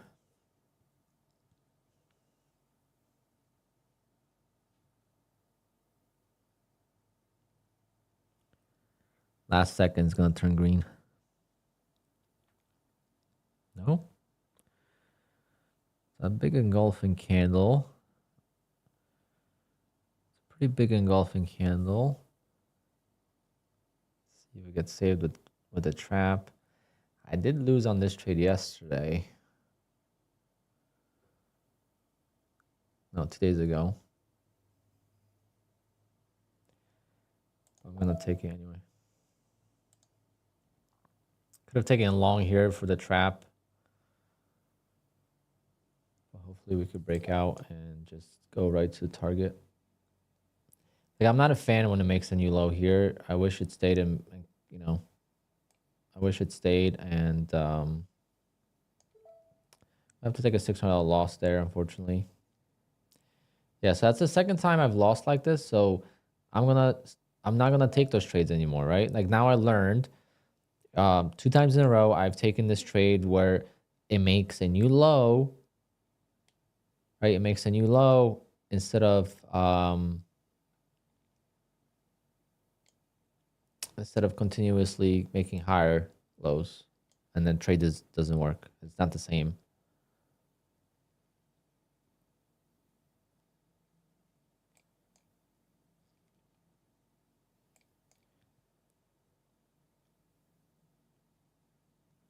But we'll see if I could find in one more trade to just alleviate some of the pain. I lost 627, pretty big slippage there.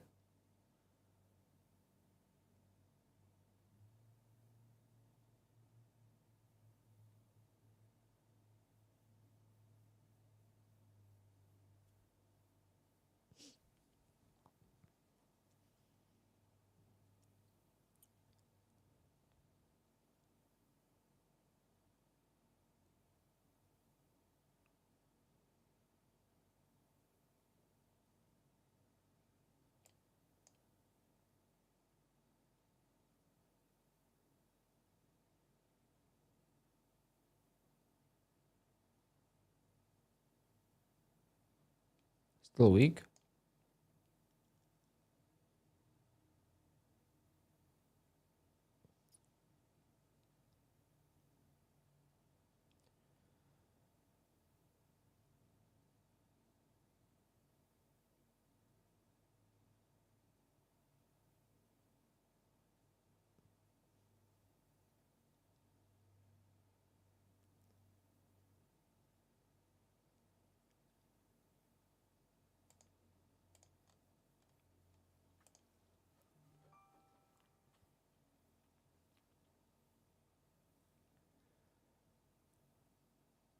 Let's see.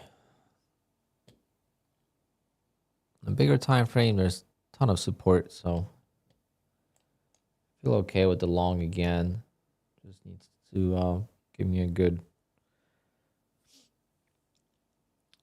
setup, good clean setup, because it could still go lower. I mean, retesting the lows, it would be nice.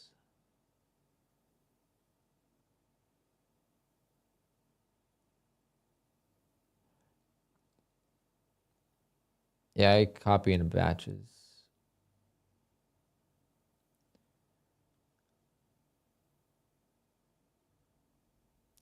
Kenneth, yeah. Shorts are in control right now, but I'm just looking for a quick scalp. I'm not looking for a reversal, like V-shape back to the highs. So My strategy is different.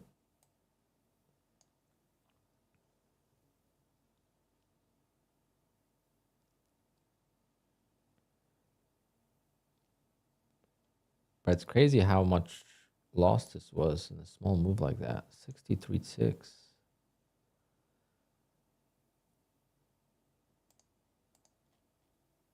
Volatility is definitely much higher right now. I'm on QUANTOWER.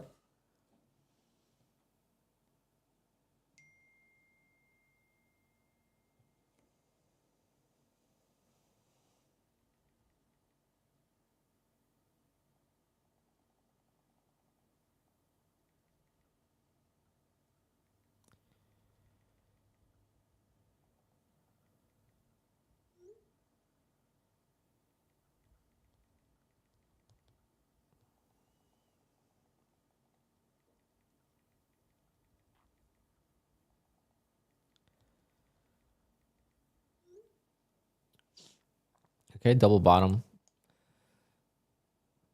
Let's see. We're gonna break down, or is it gonna go back up?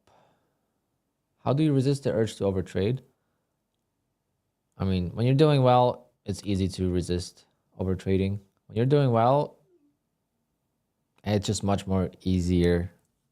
It's much easier to control your emotions versus when you're not doing well, you want to overtrade and want to get your losses back. Like, I'm not gonna get these losses back most likely today. If I could get one more trade and it's green, then I might attempt one more trade. But let's say if I lose on the next trade, I'm done for the day.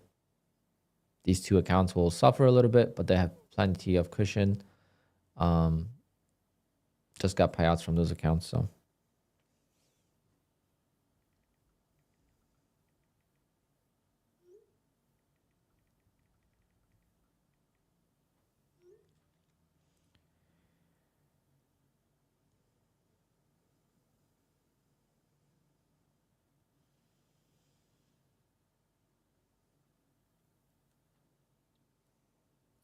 My brother's texting me about my wheels. He's like, what do you mean they're 12 and a half inches? He's like, you sure they're not 11 and a half?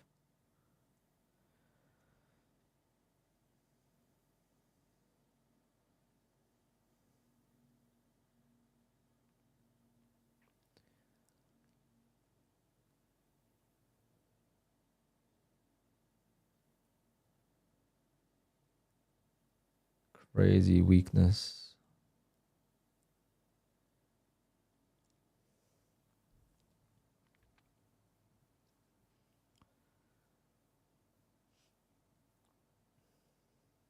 Yeah, they trapped me. See, like, they trapped me really well in there.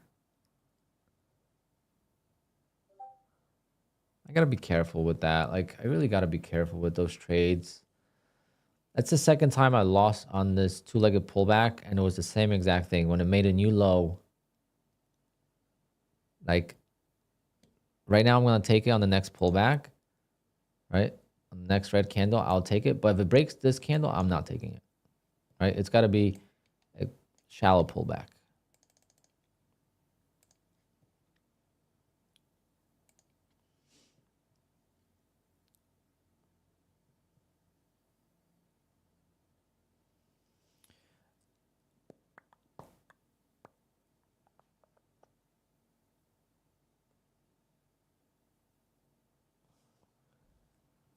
Okay, above the moving average now. Perfect.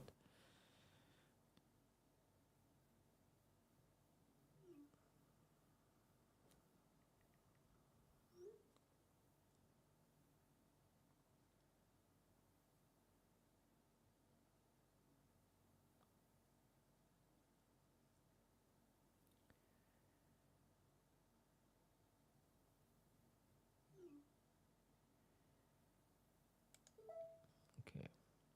I'm gonna go for 46, see if I could get it.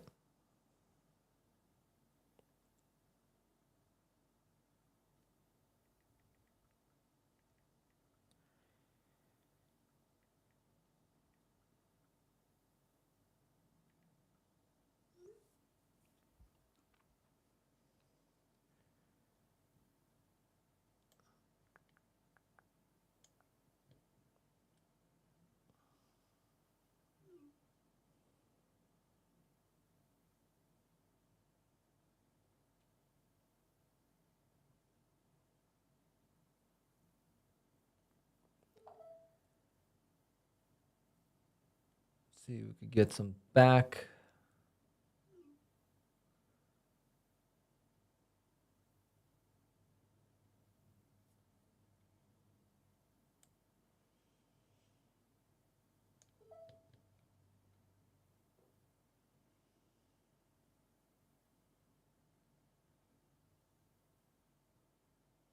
Didn't go as fast as I would want.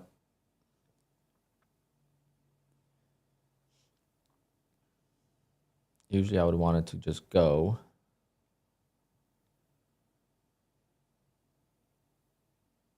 Yeah, it's gonna be it for me, guys. Well, maybe we did trap.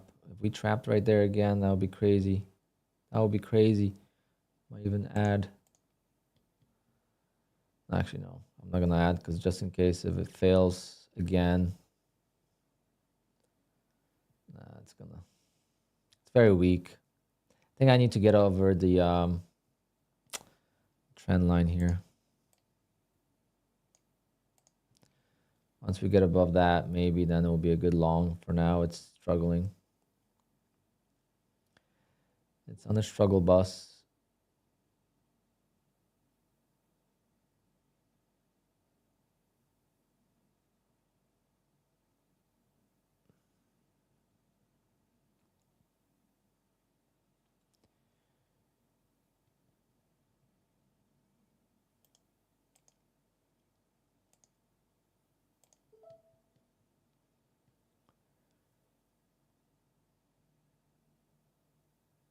Let's see, can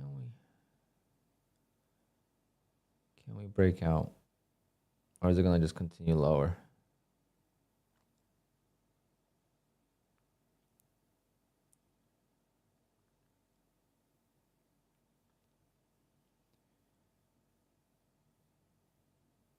It's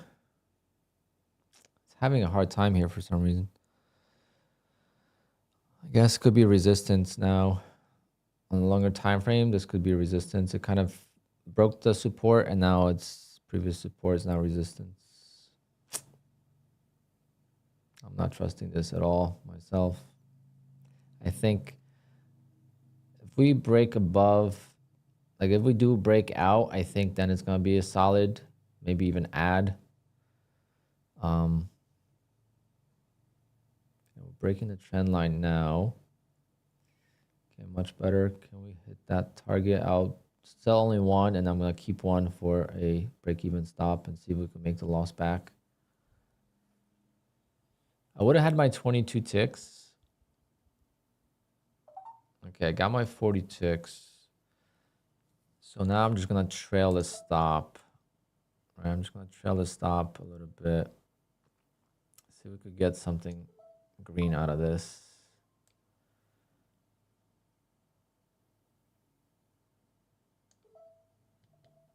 That would be pretty solid trade right there if I could get that. It's a shame, but this is very nice.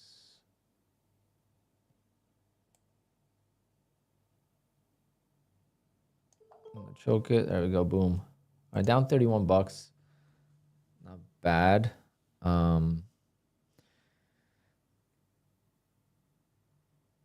Yeah, the lesson is, but see, it's hard to say that's the lesson because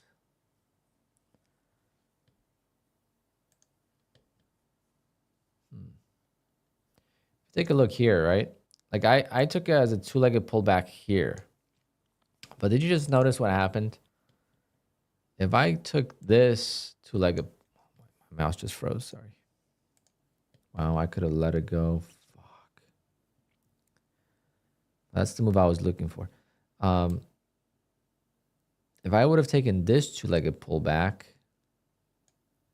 and I entered right there, it would have been an instant win. But it did break the lows here. All right, same way it did it here. It broke these lows and it went higher. I got stopped out. It's hard to say. It's hard to say which one's better. Yeah, but if you guys want to learn about trend lines, Tori Trades could teach you how to trade trend lines on her phone. And what a squeeze. I'm glad I took one off, but the traps are definitely working here. These two traps could have entered and added and made a lot more. Pullback needs to go lower than the previous candle. What do you mean by that? Which previous candle? Like here? Like pullback needs to go lower than here?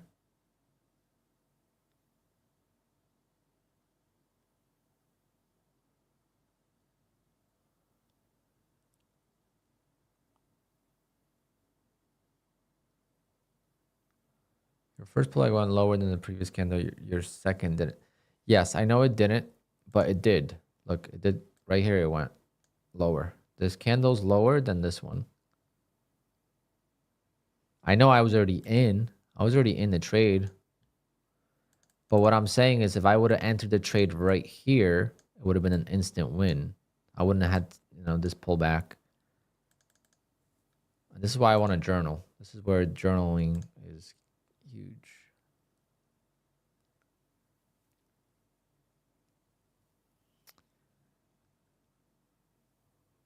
Wow, what a squeeze.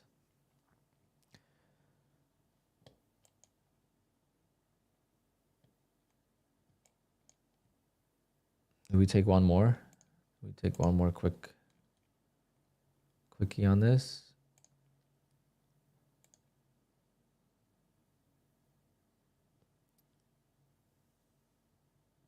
I'm not sure if I'm understanding media, sorry.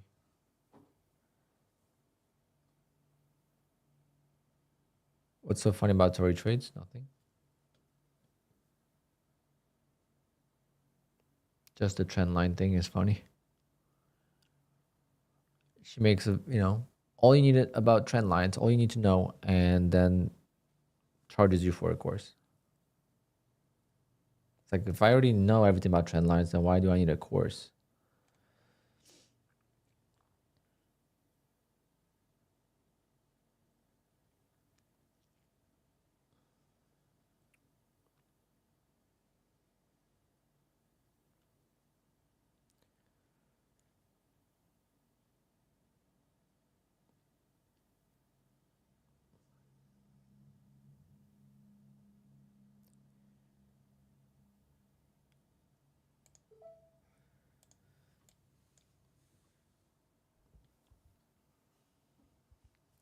If this candle goes any lower, I'll cancel the order.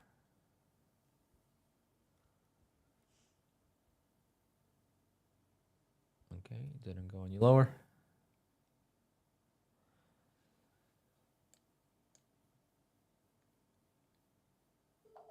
Okay, I'm in.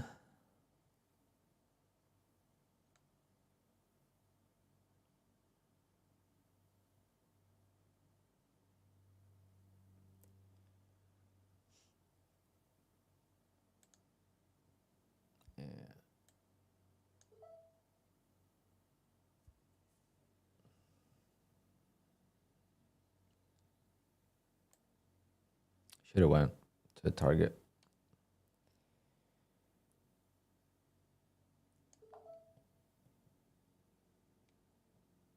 If I have the chance to get out break even, I will. But it's not gonna give me that chance.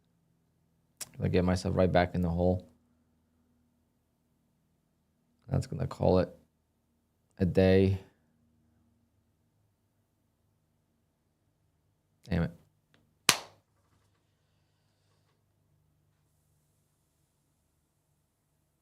Another trap. Holy shit, another trap. Come on, save me.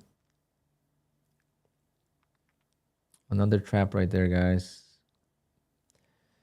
Can we go up? Can we go up? Just break even. That's all I want is break even.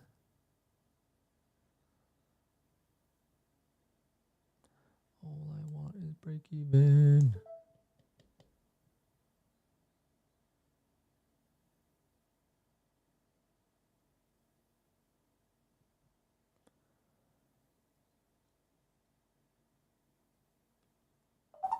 Thank you. I don't care if it goes. I'm glad to be alive. Damn, traps are killing it in this. We got 1, 2 traps.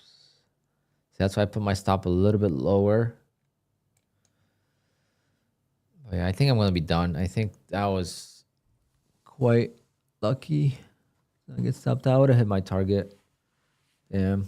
But I'm not mad about that. That was a conscious decision to kind of just. As you guys been watching me, you guys have been seeing that when I enter the trade, it usually works right away. So in this case, I already was down on this account before, so I'm like, you know what?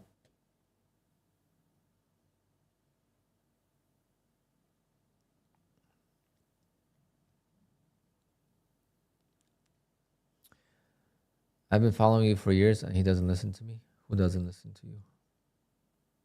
Was I long? Yeah. Long.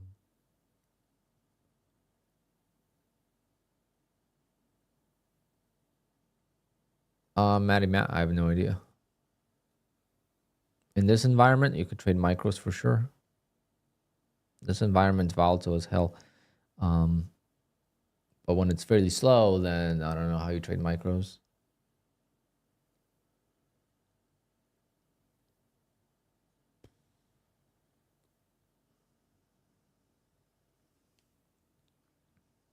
Yeah, I saw that. I saw that in the Discord, bro.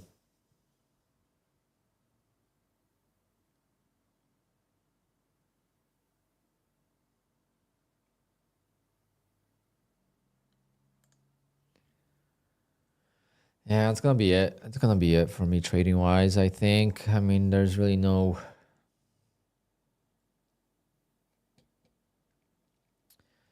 I mean, we could take one more maybe, but I just.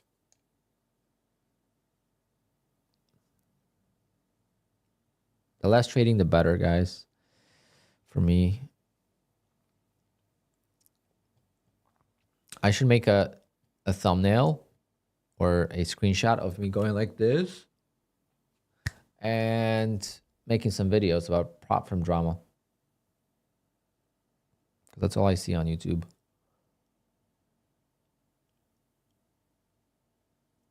It's like day trader. And then you go on their YouTube channel and there's no trading content. It's just futures prop firm drama. Like literally, the thumbnail is futures prop firm drama.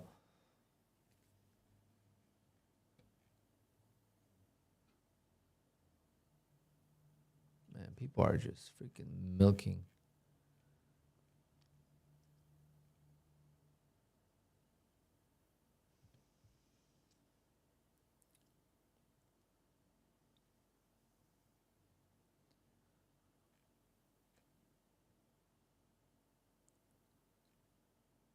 Dun, dun, dun. Actually, I wasn't talking about Jesse, but yeah, Jesse does that too. Jesse's one of them, and there's another one. There's few. The Home Alone thumbnails are just great. That's what I'm saying. These new channels, that's the only thing they could grow is just spread drama. And you and Brett Simba would make a good interview. Why?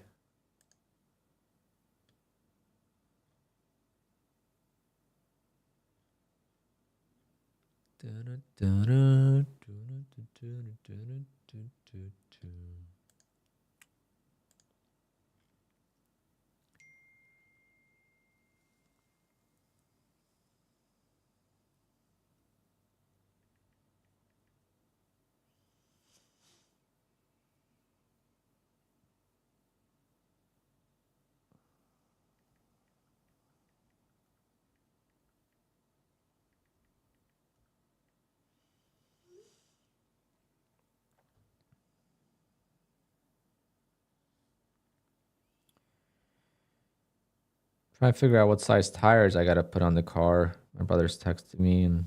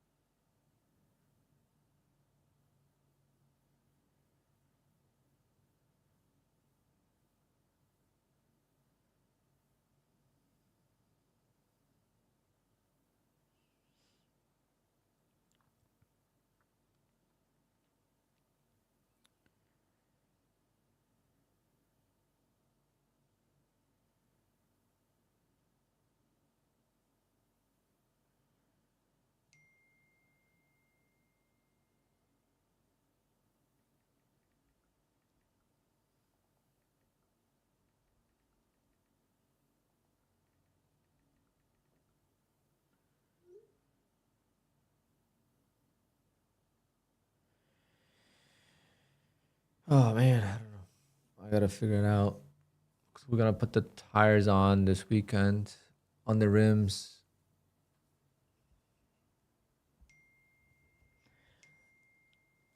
I'm gonna.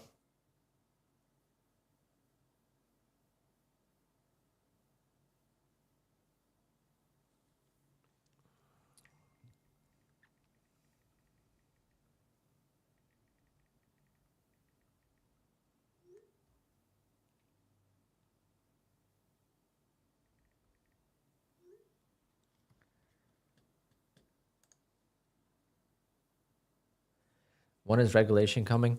Yeah, that's the best question.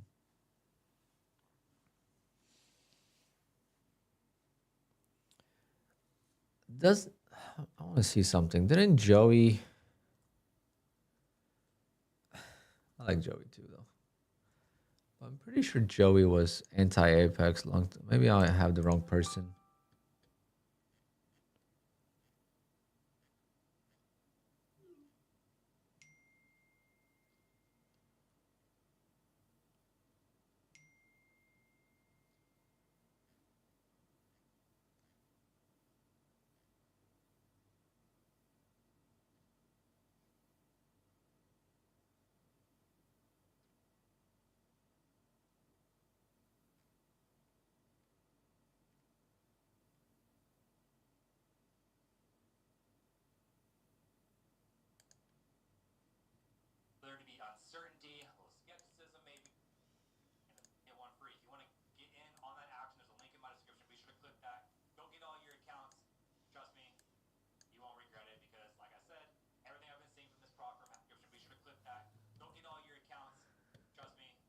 I don't know if you guys could hear that.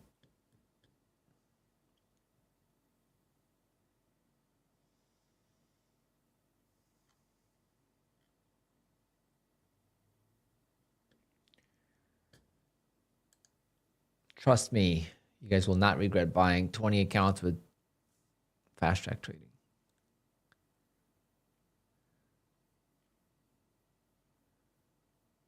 I'm trying to see. So I'm wondering, how did he get John to get on?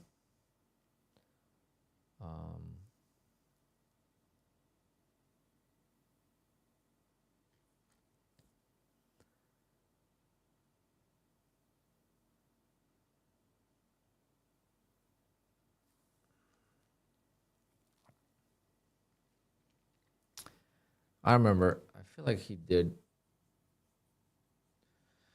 I feel like he did talk a lot of crap about Apex, but maybe I got the wrong person.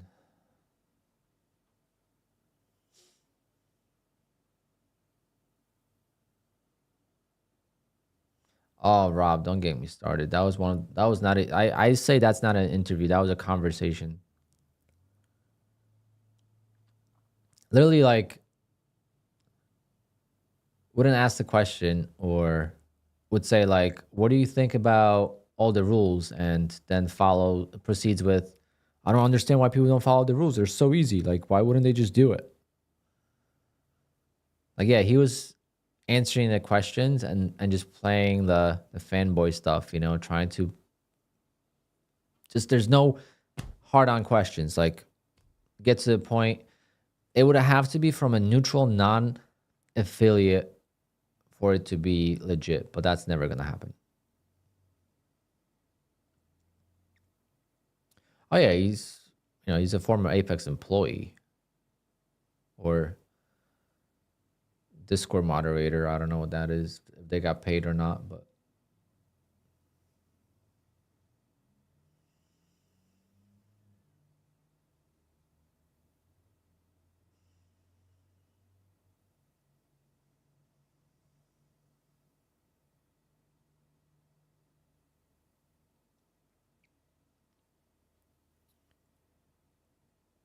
I just don't know with Apex right now. I'm in they gotta figure their stuff out. Right now, there's so many better prop firms.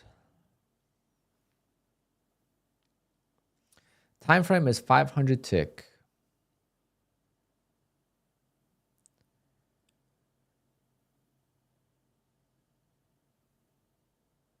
Man, that trade would have put the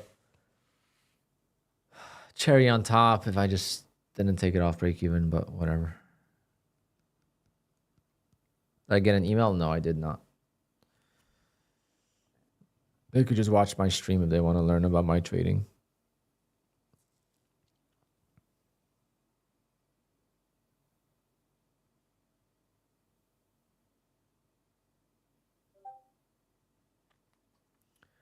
I'll be a lot more detailed than 5 screenshots.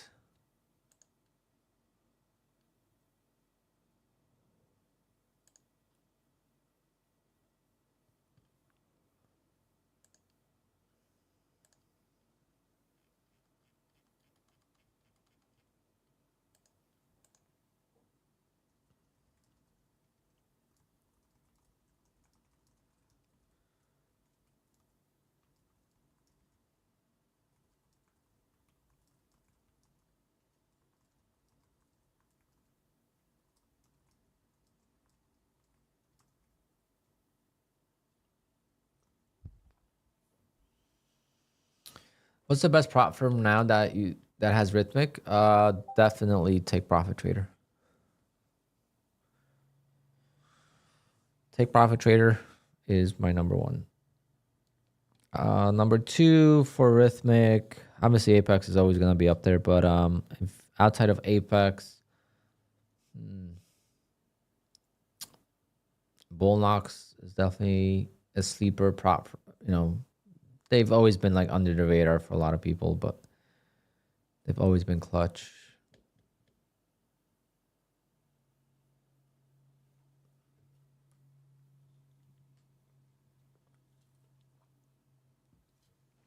What's the advantage of 500 tick versus 1 minute? Much faster. And it's based on volume, not based on time. Because when you trade a fast time frame, like 30-second or 15-second, every candle is the same based on time. Here, every candle is based on volume and ticks.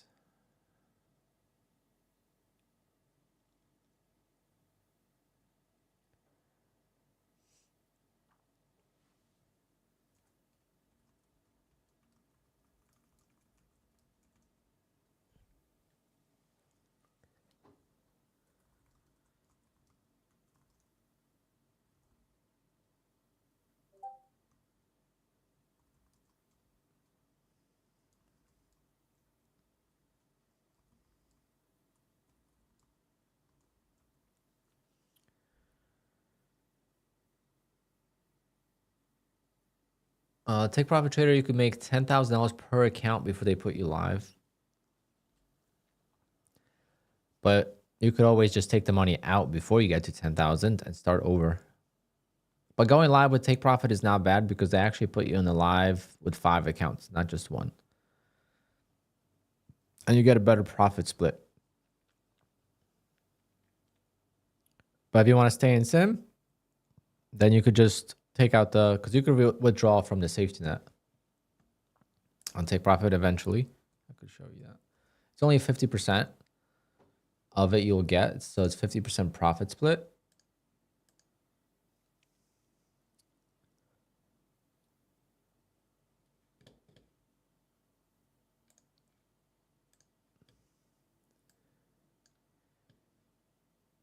What do you see? I could withdraw this. I could withdraw 50% profit split of that. So I could close the account, take $1,000 out of it, and it will close the account, and I'll start a new one. If you would want. It's so hard to keep track of how many payouts you've had though with an account.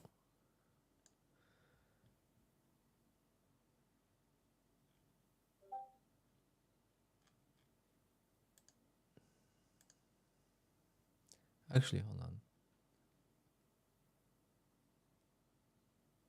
Yeah, it's impossible to know.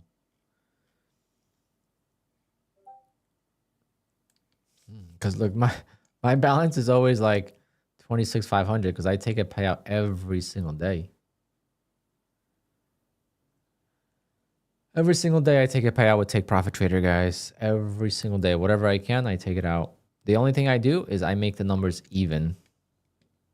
So, you know, I'll take out, I did the math on how much I need to take out to make it even transaction to keep track. Today I didn't do a good job, but I kind of did because it's when you add it up, it's even.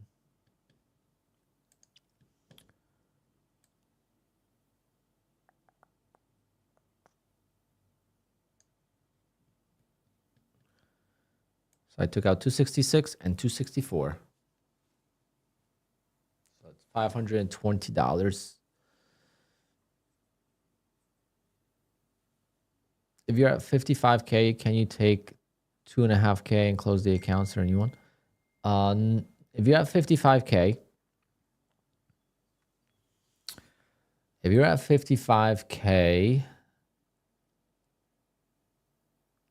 you could request $3,000 at 100%, and then $1,000 at 50%. So you could take out 4,000 out of 55K. However, I don't know how many payouts you need to get to be able to withdraw. I think it's like 3-4 payouts maybe. I don't know exactly.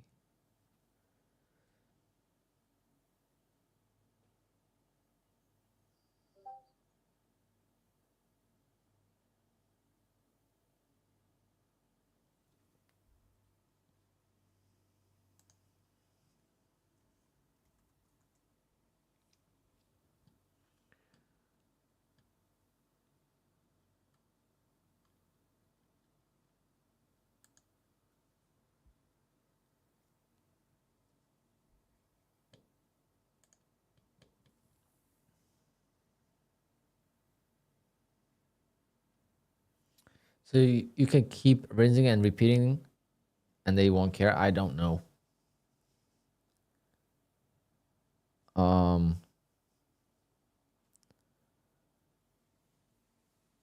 I don't know. I'm just saying that's what you could do. I'm not saying they allow a lot of it. Eventually they could put you live. You know, when they see that you're making a lot as a trader, they could just put you live. I mean, it's not a big deal. I think the whole not letting you have all your sim profits is a scam in itself. If you think that's a scam, then I don't know. I don't know what to tell you.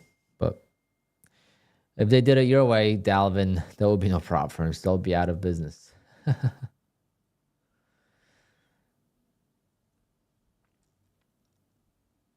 But I get your point. But that's what you could do. Tradeify. They allow you to take out safety net, which is great.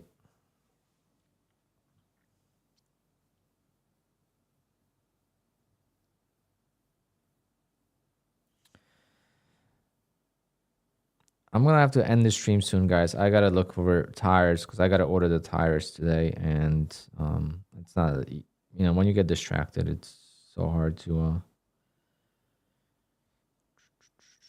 do it.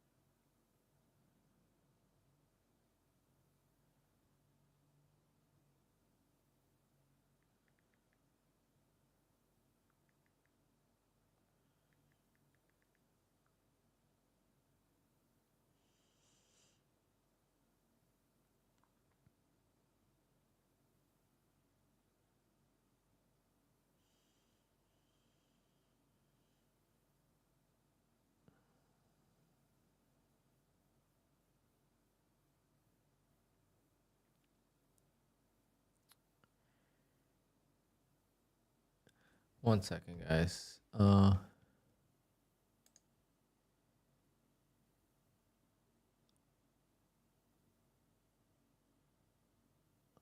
Guys, relax, relax, relax in the chat.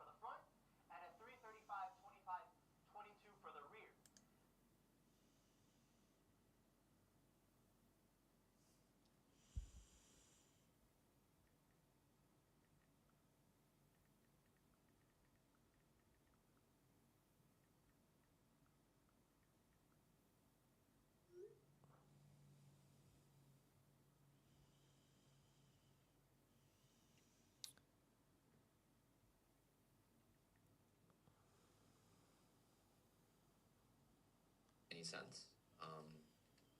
Sorry, guys. I'm just checking something for my tires. Probably gonna just end the stream because the only thing is like tomorrow I'm not gonna stream, so I'm just hanging out as long as I can with you guys. How many people we got watching?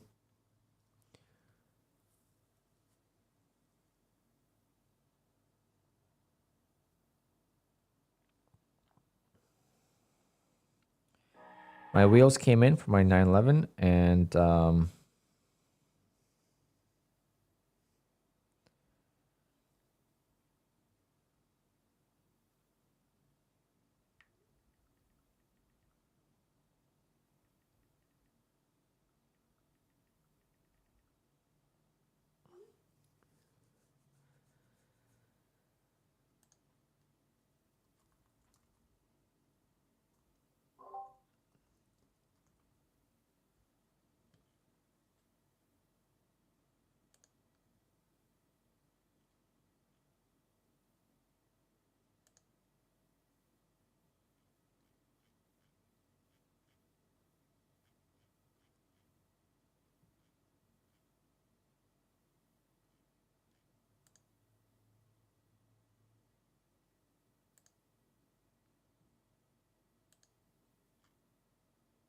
what size wheels do I?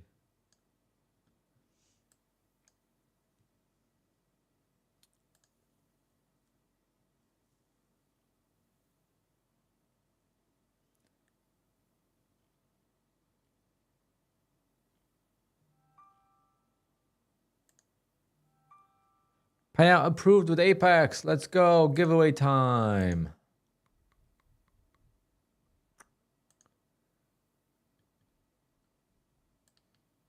Just got approved on these two. Maybe we'll do a giveaway. What do you guys think? Should we do a quick giveaway? Got my Tradeify payout approved. Got my Apex payouts approved. All 2 out of 3. Just right now. Yeah, I just got the email right now.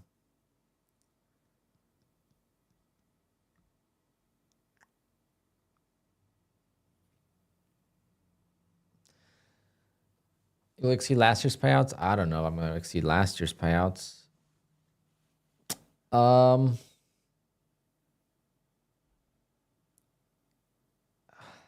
If I trade like I did in May, I will. But I don't know if I can continue like that. Giveaway Take Profit Pro Plus. Yeah. First, I got to get one myself.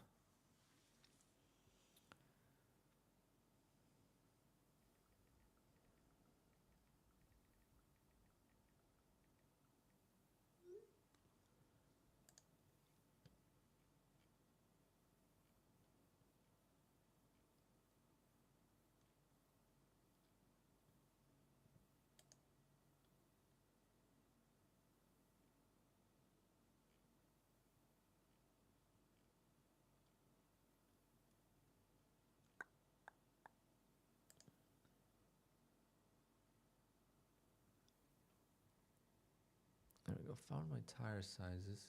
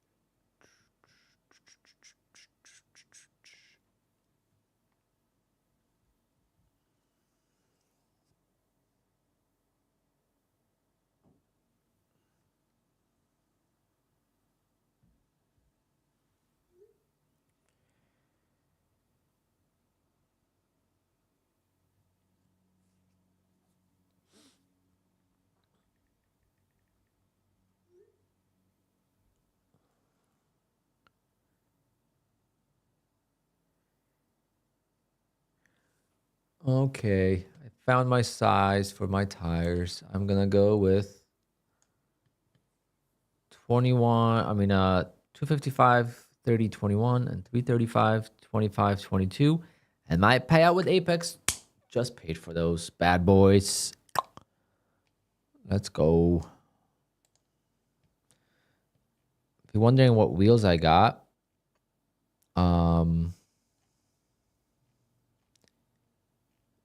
I got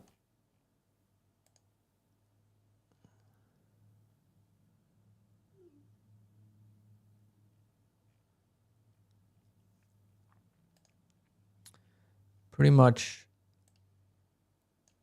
these wheels. Just these are like brushed champagne. I got gold, but these are the wheels.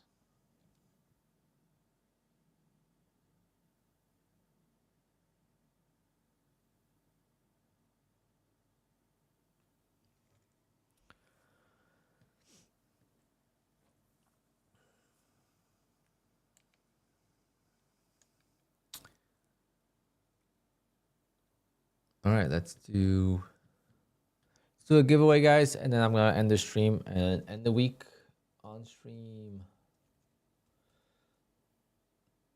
Market's getting slow now, so that's perfect. I gotta go get a haircut. And I have a photo booth tonight for prom. I have 2 weddings this weekend and 2 other photo booths. Busy weekend. Good start to the month. I'm already at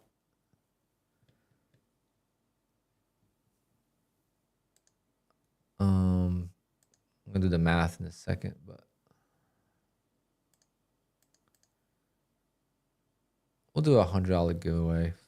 F it. But guys, hit the likes. If you guys don't hit the likes, we're not gonna do $100. We're gonna do $10. And I could see you guys, like, I just feel it when you guys press that like button. It goes right, the energy just comes right through the screen. And the only way to qualify for a giveaway is to hit the like button and type Alpine in the chat. If you don't hit the like, you can't qualify.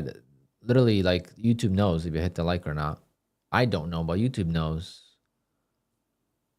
So you guys enter. You got 5 minutes to enter, and I'm gonna be right back. I'm gonna go about 10 minutes, all right? 10 minutes to enter, and I'm gonna go take a look at the wheels because I didn't even look yet. I didn't take a look at my wheels yet. What time is it right now? 46. Giveaway at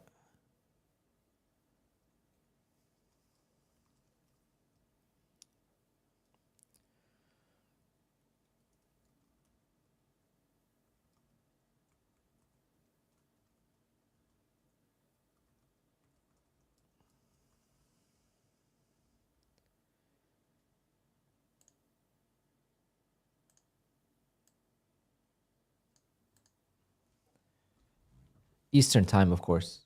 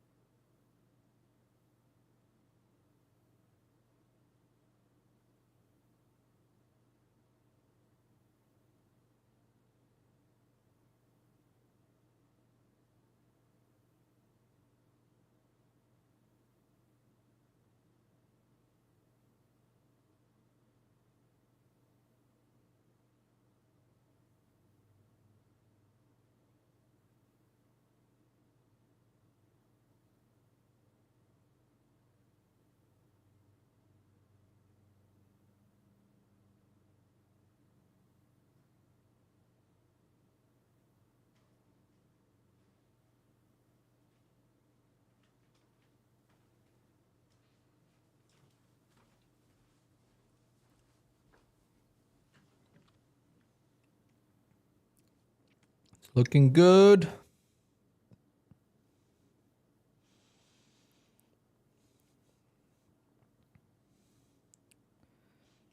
Man, I like the wheels.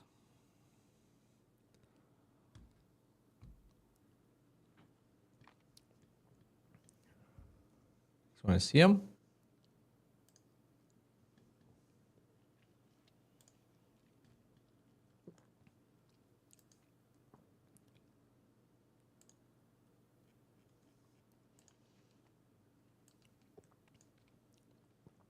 Waited 6 weeks.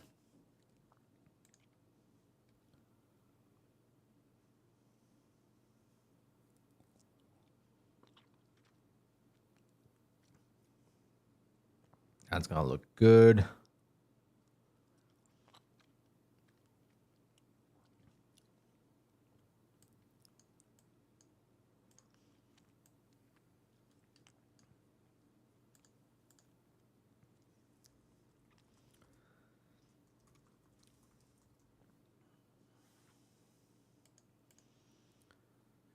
Why does it stick out so far? Because it's not on the car. Oh, man. All right, 30 seconds. I am not extending.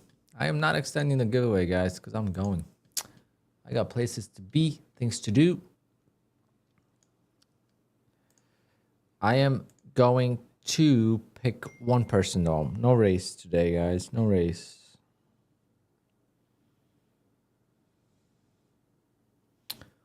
I apologize.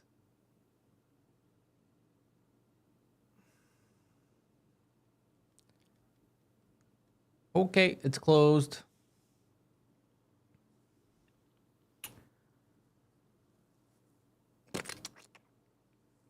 Got 200 people that entered. 190 plus members. And the lucky winner today is, drumroll please.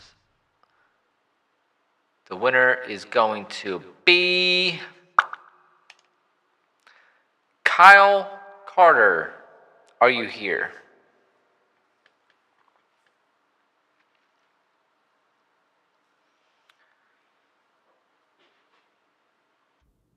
Everyone's hoping Kyle already checked out and Kyle left, but Kyle did not leave.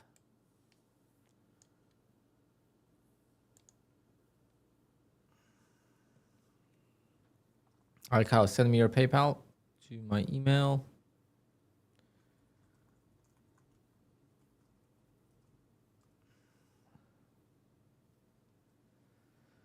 All right, so to summarize today, I had opening range trade was kind of hairy, did win. I took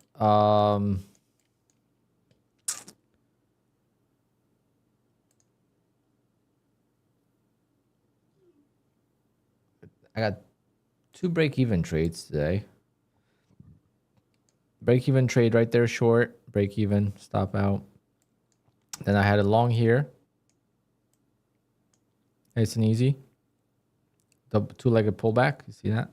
1 leg, 2 legs. And then I took the other 2 longs right here. So 1 long here, kind of 2-legged pullback, but we didn't have, I don't know, I got to work on that. I got to be above. The trend's got to be turning, I don't know. Got to find a way to kind of avoid these because that's the second time I lost like that. I think Friday I lost like that too. Today's what? Thursday? So since Friday I only lost once like that, but still. It's crazy how it's Thursday. Where did the week go? It was just Monday. Anyway, and I took a long here for that was a nice 20-point win. And then break even right here because it went against me a little bit, and then I just took a break even when it went up. So fortunately, would have won on that. Would have been up on all the accounts. The accounts that I did not trade, I am going to flip right now because I just got approved on the payouts. Okay, I just got approved on the payouts. Wait, did I get approved on that? Oh, this one is still pending. But these are approved just now. So I'm going to flip them. Flip them with micros.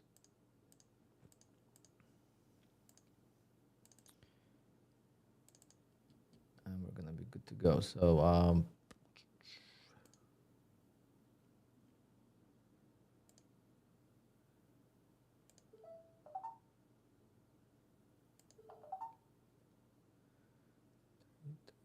and then 399.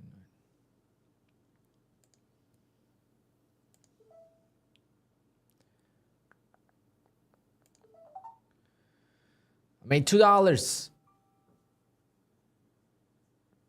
Kyle, I got your email. Thank you. I'll send that over in a few. Thank you guys for tuning in. Amazing week. Fourth week in a row, or fourth week, I think, in a row. That's just been amazing. And I am so blessed and so thankful that I survived March. And right back to big payouts. I'm already up. Let's do the math really quick before I go. Little motivational calculation.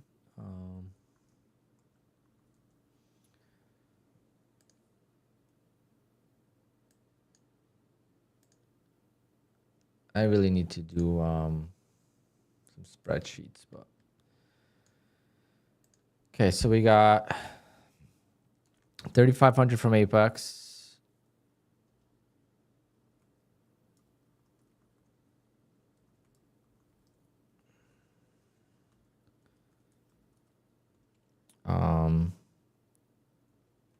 Bullnox. This is June. 3,000. TPT to including tonight is gonna be 1,500. It's like 1,600, but whatever. And Tradeify 2,000 approved. 0 approved. I have another $1,500 Tradeify payout that is guaranteed. Just got to flip, which I can't forget. So right now I am at $12,750 in payouts in the month of June. I'm very close to a payout with, I'm probably going to get a payout with Apex today at some, some account's going to be at 8 days because they're all kind of different. Lucid, I'm very close to a payout with. Yeah, it's going great. Have fun with the car. The car's not going to be done till next weekend. The car is going to be worked on next week. And I'm very busy this week. And I don't have the tires yet. I'm going to order the tires today. They're going to come in. And I got to do suspension as well. Hopefully the suspension comes in. So the car is not going to be done till next weekend. I'm off next weekend. So I had a wedding cancel. So it's perfect. All right, guys. Thank you so much. And I'll see you all on Monday. Remember, no stream today. I have a big wedding tomorrow. And every time I do stream on the wedding day like that, I just get caught behind and my goodbyes are forever and just everything takes longer than you think. So tomorrow I'm just going to do the opening range trade. Follow me on Twitter. I'll post the P&L on Twitter tomorrow. And that's going to be it.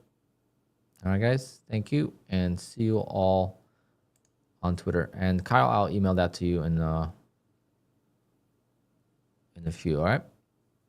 Congrats to you, Kyle, and use code ALP on Take Profit Trader if you want to spend that $100 wisely. Later, guys.